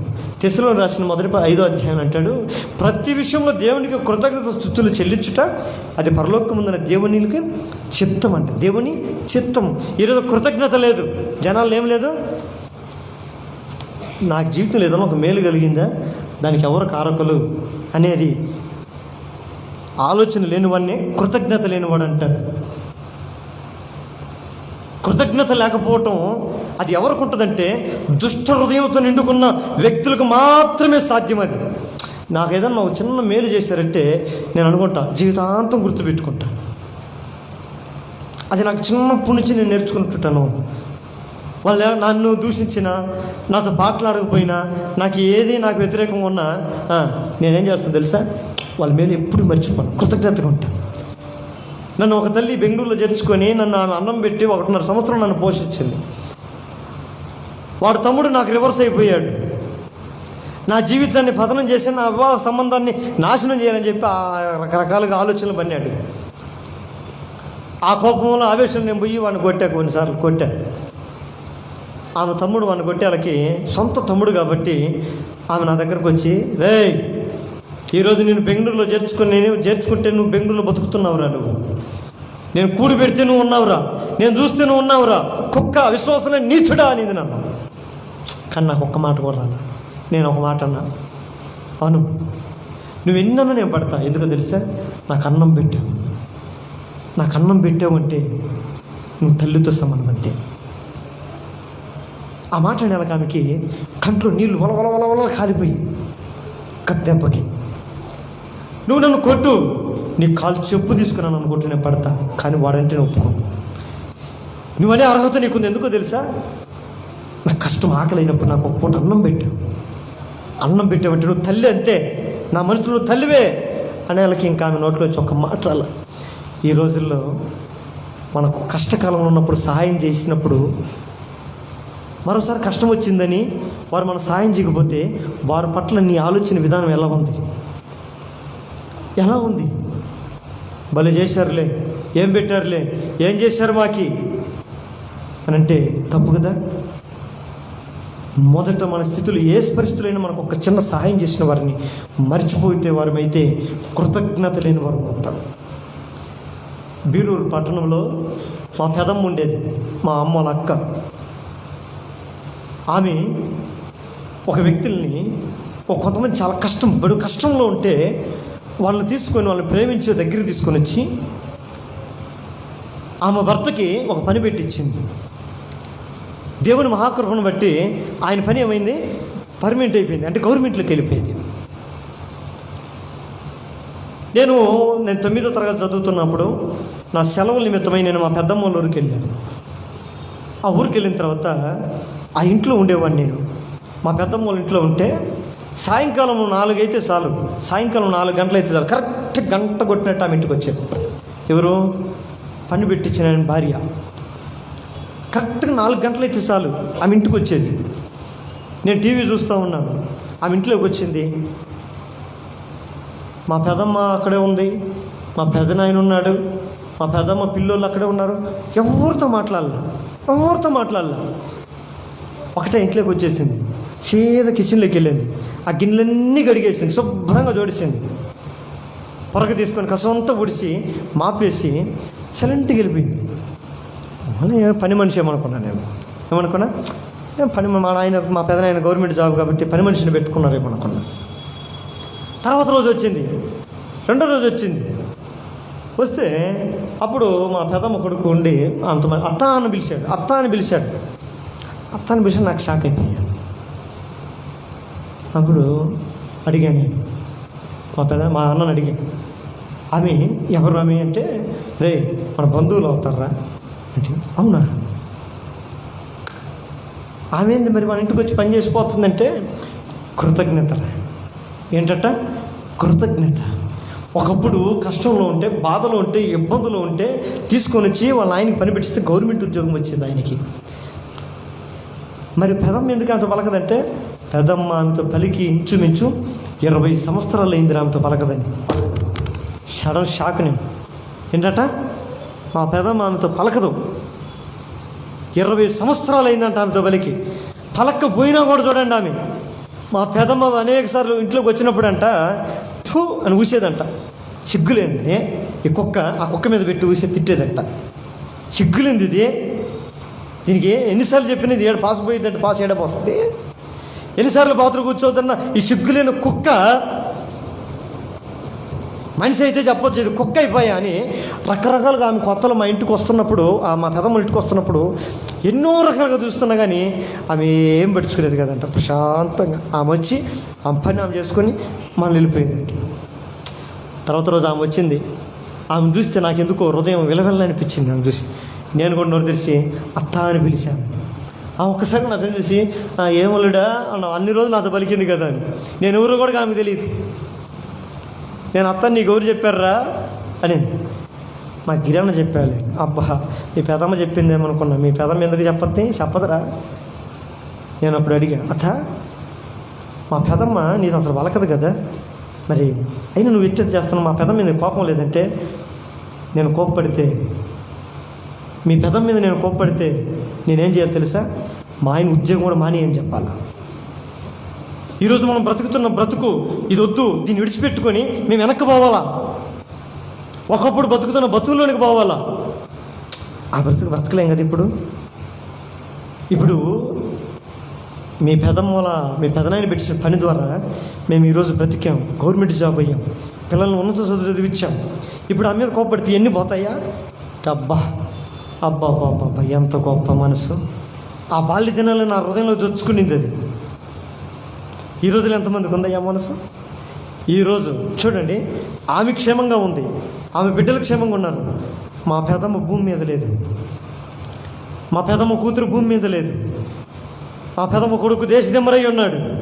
ఆమె భర్త దిగజారిన పరిస్థితులు అయిపోయింది. గ్రేట్ గవర్నమెంట్ జాబ్ మా పెదనాయనికి. ఈరోజు తినడానికి అన్నం లేదు, ఉండడానికి ఇల్లు లేదు, దిక్కుమాలిన బ్రతుకు. కానీ ఆమె అయితే ఆ జీవితం, ఉన్నతమైన జీవితం ఇంకా నేటి కూడా జీవిస్తూనే ఉంది. అబ్బా దేనిని బట్టి మీకు ఎంతగా అర్థమైందా? కృతజ్ఞత బుద్ధిని బట్టి. ఆమేన్. కృతజ్ఞత కలిగిన వారమై ఉండాలి. చేసిన మేలు మర్చిపోకూడదు. ఈరోజు మొన్న కూడా నాకు ఫోన్ చేసి అంటున్నాడు, అలా వాడికి పిల్లని చూపిస్తే ఆ పెళ్ళికి పోతే కనీసం తరేగడే ఆ పిల్ల పక్కన చేరడానికి నేనే కారణమని కింకిత కృతజ్ఞత కూడా లేదు వాడికి అన్నాడు. ఎట్లా ఉంటుంది? ఈరోజు నా లవరు, నా భార్య, నా డార్లింగ్ అంటుంటే ఆ అమ్మాయిని పరిచయం చేయించింది నేను. ఈరోజు నన్ను కుక్కలు చూసినట్టు, ఒక పనికిమాలను చూసినట్టు చూశారు అసలు ఆ పెళ్ళికి పోతే. తాగుడు బోతలకు కొత్త బట్టలు తీశారంట, అలా వాళ్ళకి ఎవరెవరికి పనికిమాలిన బట్టలు తీశారంట. అమ్మాయిని చూపించిన నాకు దిక్కు లేదాడా చంటోలికి అని చెప్పి తెగ బాధపడిపోతే నేను అన్నాను, పానీరా నాయన, పానీ, డోంట్ వరీ, భయపడకు. గొప్ప సేవలకే దిక్కు లేదాడ, నీకేంది? అవన్నీ పట్టించుకోవద్దు. ఒకటి గుర్తుపెట్టుకో, నా వలన ఒక మంచి పని జరిగిందా లేదా అనేది దృష్టిలో పెట్టుకో. ఏంటిది? నా వలన ఒకరి జీవితం కట్టబడిందా, నా వలన ఒకరికి వివాహం అవుతుందా, నా వలన వాడు ఒక సంసార కుటుంబం, ఒక బాంధవ్య కుటుంబంగా ఏర్పడుతున్నాడా, నేను మంచి పని చేశాని భావించు. ప్రతిఫలం వాడి నుంచి ఆశించుకో, ప్రతిఫలం దేవుడి నుంచి ఆశించు. దేవుడు నీకు సహాయం చేస్తాడు. ఆమేన్. వాడు నిన్న ఫోన్ చేసి నాకు మంచి పండంటే మగబిడ్డ పుట్టాడని చెప్పాడు. దేవునికి మహిమ కలుగును గాక. భయపడకో, నువ్వు మంచి చేయి. కృతజ్ఞత మనుషుల నుంచి ఆశించుకో. కృతజ్ఞత కలిగినోడు, నీ కృతజ్ఞత కలిగి ఉంటే అది వాడికి దేవుడు ఆశీర్వాదం ఇస్తాడు. కృతజ్ఞత లేనిపోయిందనుకో, వాడు కృతజ్ఞత చూపించకపోవడమే నీకు మంచిది. ఎందుకో తెలుసా? కృతజ్ఞత లేని వాడి పక్షం దేవుడు వాడు చేసేది వాడికి చేస్తాడు. నీకు చేసే మేలు నా దేవుడు తప్పక చేయక మానడు. ఆమేన్. కనుక ఒక క్రైస్తవుడిగా మనం ఏముండాలంటే కృతజ్ఞత కలిగిన వారమై ఉందుము గాక. ఉందామా లేదా? ఉందా లేదా? ఈ వాక్యం ఇట్లా నా ప్రియమైన దేవుని బిడ్డలారా, నువ్వు ఏ సంఘానికన్నా వెళ్తున్నావు, నువ్వు ఎక్కువ కృతజ్ఞత కలిగి ఉండాల్సింది ఎవరి పక్షాన తెలుసా? నీ తల్లిదండ్రుల పక్షమున కంటే, నీ రక్త సంబంధికుల కంటే, నీ తోడబుట్టిన వారి కంటే నీ మేలు కోరి, నీ మంచి కోరి, నీ శ్రేష్టమైన జీవితం కొరకు ఒక అమూల్యమైన దేవుని వాక్యాన్ని బోధిస్తూ ఉంటాడు చూడు ఒక సేవకుడు. ఆ సేవకుని పక్షాన నువ్వు ఎల్లప్పుడూ కృతజ్ఞత కలిగి జీవించే క్రైస్తవుడిగా నువ్వు ఉందువు గాక. ఎందుకో తెలుసా? నీ తల్లిదండ్రులు పక్షాన నువ్వు కృతజ్ఞత కలిగి ఉంటావేమో, మంచిది ఉండు. నీ అన్నదమ్ముల మధ్య నువ్వు కృతజ్ఞత కలిగి ఉంటావేమో, మంచిది ఉండు. కానీ నేను నిత్య జీవమును నడిపించి, నిత్య నరకం నుంచి తప్పించి నిత్య జీవము నడిపించే దైవ సేవకుని కొరకు నువ్వు కృతజ్ఞత లేనివాడుగా ఉండకు. ఏ సంఘంలో నువ్వు ఉన్నా సరే, నువ్వు వెళ్తున్న సంఘంలో సేవకు కృతజ్ఞత కలిగిన విశ్వాసిగా నువ్వు జీవించు. లేకపోతే సిగ్గుపడు. నేను సేవకుడు అంటే నాకు కృతజ్ఞత లేదే, సేవకుడు అంటే నాకు కృతజ్ఞత లేదనే దృక్పథంతో నువ్వు బ్రతుకుతుంటే నీ ఆలోచనలు మార్చుకో. కృతజ్ఞత అనే విషయం నువ్వు తెలియకు లేకపోతే హెచ్చుగా బైబిల్ చదువు, హెచ్చుగా ప్రార్థన చేయి, హెచ్చుగా దేవుని సన్నిధిలో సహవాసంతో ఉండు. కృతజ్ఞత ఏంటో దేవుడు నీకు తెలియజేస్తాడు. ఇన్ని దినాలు అలాంటి జీవితం లేకపోతే దేవుని సలు క్షమాపణ కోరుకుని ప్రార్థించు. యేసయ్యా, నేను కృతజ్ఞత లేని వాడినయ్యా. ఈ లోకంలో నేను ప్రతి ఒక్కరు కృతజ్ఞత కలిగి ఉన్నాను, కానీ నా ఆత్మీయ క్షేమం కోరే సేవకుని పక్షం నేను కృతజ్ఞత లేను. ఈ రోజుల్లో యేసుప్రభు ఒక కథ చెప్పాడు. ఆ రోజుల్లో కుడివైపున మేకలు, కుడివైపున గొర్రెలు, ఎడమ వైపున మేకలంట. కుడివైపున వాళ్ళు చూసి, నేను ఆకలి గుంటని నాకు ఆహారం ఇచ్చితిరి, దప్పికి గుంటని నీళ్ళు ఇచ్చితిరి, వస్త్రహీనుడని ఉండగా వస్త్రం ఇచ్చితిరి, దిగంబరని ఉండగా నాకు వస్త్రాలు ఇస్తిరి, ఇవన్నీ నాకు చేసితిరి కనుక దేవుని రాజ్యం మీకే అని చెప్పాడంట. వీళ్ళు అన్నారంట, చూడు వీళ్ళు మంచోళ్ళు, కృతజ్ఞత కలిగిన వాళ్ళు ఎట్టుంటారు. అయ్యా, నువ్వు ఎప్పుడు ఆకలిగా ఉన్నావు, నువ్వు ఎప్పుడు వస్త్రం లేకుండా ఉన్నావు, నువ్వు ఎప్పుడు ఇబ్బందుల్లో ఉన్నావు, నువ్వు ఎప్పుడు కష్టంలో ఉన్నావు, నువ్వు ఎప్పుడు బాధపడుతున్నావు, మేము ఎప్పుడు మీకు ఈ సాయం చేశామయ్యా అంటే, మిక్కిలిన అల్పులు ఈ నా సహోదరులకి. ఎవరికంట? నా సహోదరులని. ఎవరు? దేవుని శిష్యులు అన్నాడు. నా సహోదరులారా అని యేసుప్రభు తన శిష్యులు పిలిచి, అనగా దైవ సేవకులను, సంఘ కాపరులని. ఏదైతే సంఘ కాపరి లోకంలో ఉన్నటువంటి అన్నిటిని త్యజించుకొని, అల్పమైనగా భావించుకొని, దేవుని సేవ గొప్పదని భావిస్తూ దేవుని సేవ చేస్తున్న ప్రతి ఒక్క సేవకునికి నువ్వు చేసే ప్రతి మేలు అది నాకు చేసినట్టే. వారికి చేసేది కనుక మీరు నాకు చేసినట్టే, దేవుని రాజ్యము మీకే అని చెప్పాడా లేదా? ఈరోజు సేవకుడు ఇబ్బంది పడుతుంటే విశ్వాసులు ఏం చేస్తారు? చూస్తా ఉంటారు. సేవకులు కష్టాలు పడుతుంటే విశ్వాసులు ఏం చేస్తారు? పాలు పప్పులు పొందుకోరు. ఆయన కష్టాలు మన కష్టాలు మనకున్నాయి. ఏ రోజైనా మనం కుటుంబ ప్రార్థన చేసేటప్పుడు, సంఘ సేవకుడు ప్రార్థన చేసేటప్పుడు, సేవకుని ఆశీర్వదించు ప్రభా, మా కొరకు సంఘ కాపరి అనేక సంవత్సరాలుగా మా ఆత్మీయ క్షేమం కొరకు మేము తప్పుదారులు పోకుండా, మేము చెడుదారులు పోకుండా, మేము మంచి మార్గం పోవాలని మమ్మల్ని గద్దిస్తూ, సరిచేస్తూ, హెచ్చరిస్తూ, బోధిస్తున్న ఈ సేవకుడు ఎలా ఉన్నాడో. ఈరోజు పాస్టర్ ఏమన్నా అన్నం తిని ఉంటాడా? నేను తింటున్నా నేను బిర్యానీ తింటున్నా. నా కొరకు ప్రయాసపడి ప్రార్థన చేసి నా కాపరి ఏం తింటున్నాడు అని ఆలోచన ఎంతమందికి ఉంటుంది? పాస్టర్ ఇంటికి పోతున్నాడు తెలిస్తే బిర్యానీ తినే వాళ్ళు కాస్త ఏం చేస్తారు? సర్రం చేసేస్తారండి మంచాల కిందకి. కొంతమంది అయితే టగటగటగ ఎత్తుకుని పోయి స్టవ్ మీద అపార్ట్మెంట్ మూతలు పెట్టేసి, పాస్టర్ గారు వచ్చి అమ్మ భోజనం అయిందంటే, లేదండి ఇంకా తినాలి. అవునా, సరే ఇలా ప్రార్థన చేసి వెళ్తానులే. ఇంతకు ఏం చేసుకున్నారా భోజనం? ఏం లేదండి, ఉదయం ఎట్లా పప్పు చేసాము, ఆ పప్పే ఉంది, ఇంకా దాంతో నేను సరిపెట్టుకుంటాం. రెండు కూరలు చేయలేంగా, ఏది పాస్టర్ ఏదో బిర్యానీ మీద పడి తింటాడేమో అని. లేరేరంటే క్రైస్తవులు కళ్ళ మంది నా కళ్ళుతో నేనే చూశాను. ఒకసారి డోర్ తీస్తే చాలు గుడ్లు మెట్టించుకొని చూస్తారు మా సాయి.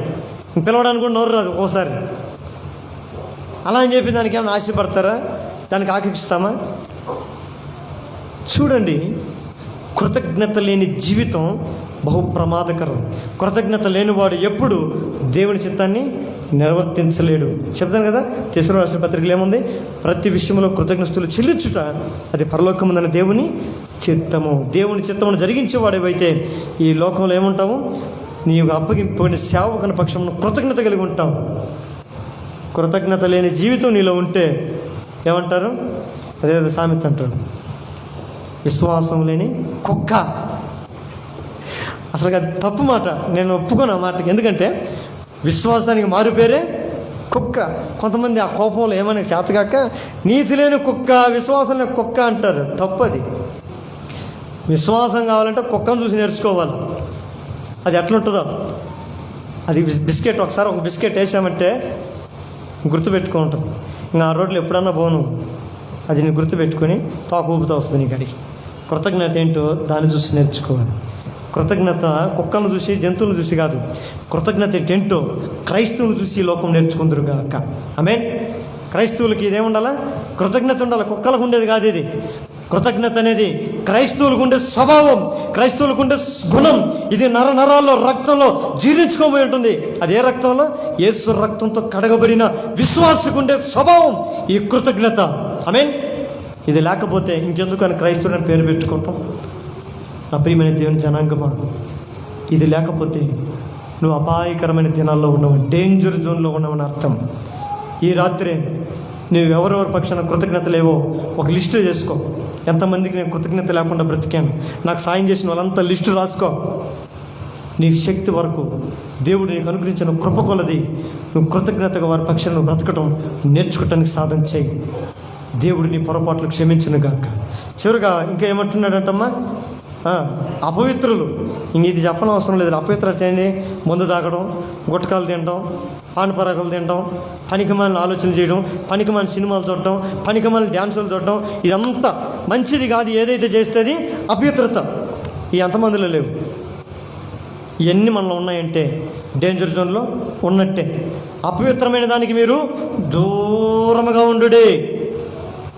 ఎందుకు సినిమాలు అపవిత్రం అంటే, అపవిత్రమైంది ఏమంటుంది? అల్లరితో కూడిన ఆటపాటలు చూడకూడదని వాక్యం సెలవిస్తుంది. అక్కడ డ్యాన్సులు వేస్తారు.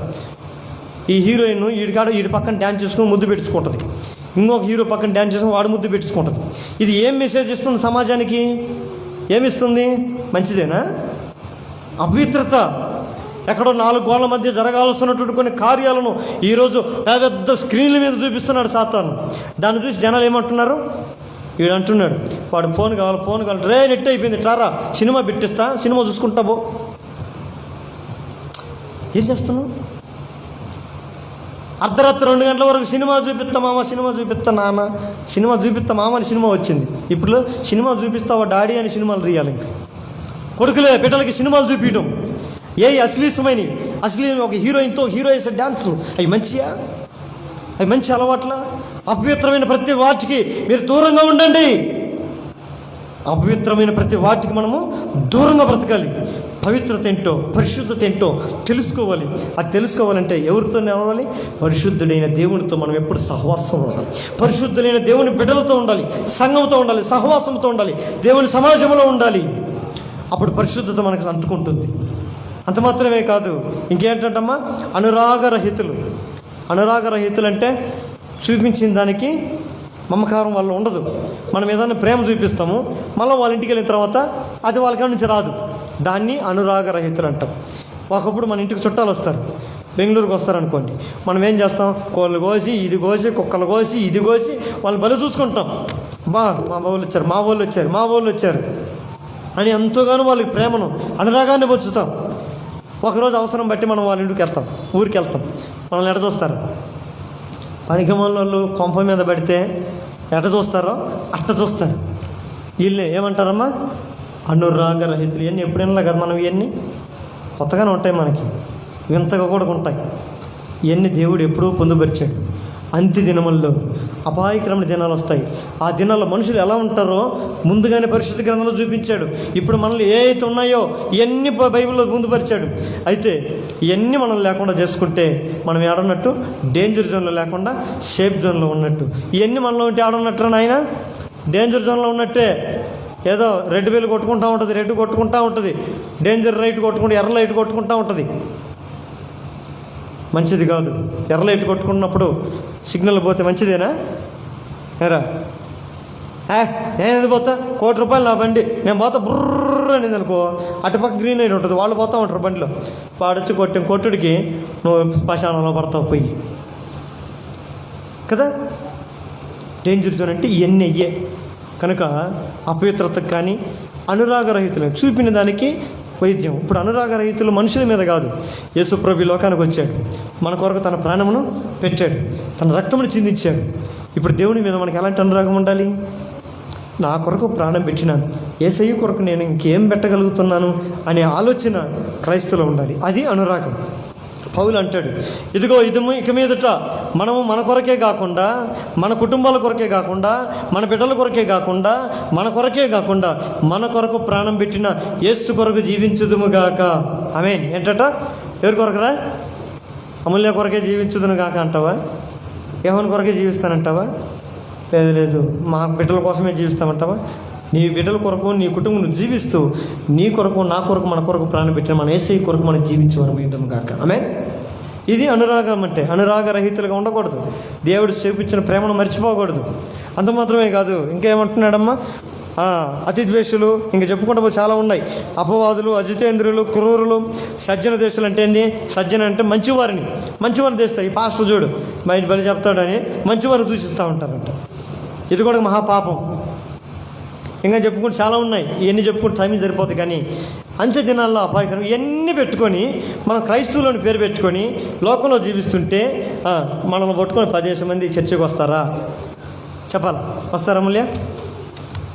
10 మంది అయితే దేవుడు జకర్యా గ్రంథం మనం చదివిన మాట ఏంటి? ఆ దినములలో అన్యుల్లో అనేకులు యూదుని చెంగుబట్టుకొని 10 మంది దేవుని ఆలయంలోనికి వచ్చేదారు. మరి ఈ దినాల్లో ఎందుకు జరగలేదంటే, అపాయకరమైన దినాల్లో మనుషులు డేంజర్ జోన్లో ఉండి దేవునికి ఏదైతే ఇష్టం కానీ అవన్నీ నింపుకున్నారు. కాబట్టి అన్యులు మనల్ని పట్టుకొని మందిరానికి రావట్లే. వాడి చర్చికి పోయినా ఒకటే, మేము తిరుపతికి పోయినా ఒకటే. వాళ్ళు ప్రార్థన చేసినా ఒకటే, మేము గంట కొట్టినా ఒకటే. వాళ్ళకి మాకేం తేడా లేదు అని అనేది బాగా. వాళ్ళకంటే చెప్పాలా, వాళ్ళకంటే మేమే ఇంకా మేలు అనిపిస్తుందిరా నాయన అంటున్నాను.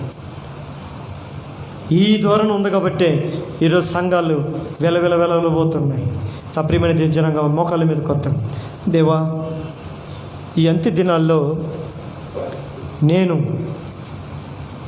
రోషము కలిగిన క్రైస్తవుని వల్ల జీవించాల్సి ఉన్నది నా జీవితం. వైరాగ్యం కలిగిన క్రైస్తవుని వల్ల జీవించాల్సి ఉన్నది నా జీవితం. మరి ఈ దినాల్లో నువ్వు నా కొరకు ప్రాణం పెట్టావు. నీ కొరకు సాక్షిగా బ్రతకాలి. అనేకులు నీ ప్రేమ వైపు నడిపించాల్సిన నా జీవితం ఏ రీతిగా మారిపోయిందయ్యా? నువ్వు చూపిస్తున్న ఈ అంత్య దినాల్లో, అపాయకరమైన దినాల్లో నేను బ్రతుకుతున్నానేమో, నన్ను క్షమించు. నువ్వు చూపిస్తూ వచ్చిన ప్రతి విధమైన అలవాటులు, ఈ స్వభావాలు, ఈ సిద్ధాంతాలు నాలో ఉన్నాయేమో, నన్ను క్షమించేస్తయ్యా. నన్ను మన్నించు. ఇది మొదలుకొని ఈ అపాయకరమైన సంబంధించిన ప్రతి విధమైనటువంటి ఈ స్వభావ ఆలోచనలు ఇదిగో నీ సంఘములోనే, నీ పాదములు ఎదుట, నీ సన్నిధిలో నేను ఒప్పుకుంటున్నానయ్యా. నన్ను క్షమించు అంటే ఆకాశము నుండి నా దేవుడు నన్ను చూసి తన అపారమైన కృప చేత మనల్ని క్షమించునుగాక. మనల్ని క్షమించి సమస్తమైన దుర్నీతి నుండి మనల్ని విమోచించి ఆయన ఎదుట పరిశుద్ధులుగాను, నిర్దోషులుగాను, నిష్కలంకులుగాను, అనింద్యులుగాను మనల్ని నిలబెట్టునుగాక. ఆ జీవితంతో సంగములో మనం సాగిపోతాం. ఆ రీతికి సహవాసంలో మనం సాగిపోతూ మనతో పాటుగా అనేకులను, ఒక్కొక్కరు 10 మందిని దేవుని ఆలయానికి నడిపించుదురు అన్న ఆ వాక్కు నీ జీవితంలోనూ, నా జీవితంలోనూ, మనందరి జీవితంలో దేవుడు సంపూర్ణంగా, పరిపూర్ణంగా సమాప్తంపరచునుగాక, జరిగించునుగాక. ఇంకా దేవా, నేను రక్షించబడ్డాను, నా భార్యను నేను రక్షించుకోలేదేమో, నేను రక్షించబడ్డాను, నా భర్తను రక్షించుకోలేకపోతున్నాను, నేనిద్దరూ రక్షించబడ్డాం, మా పిల్లలు రక్షించబడలేదు,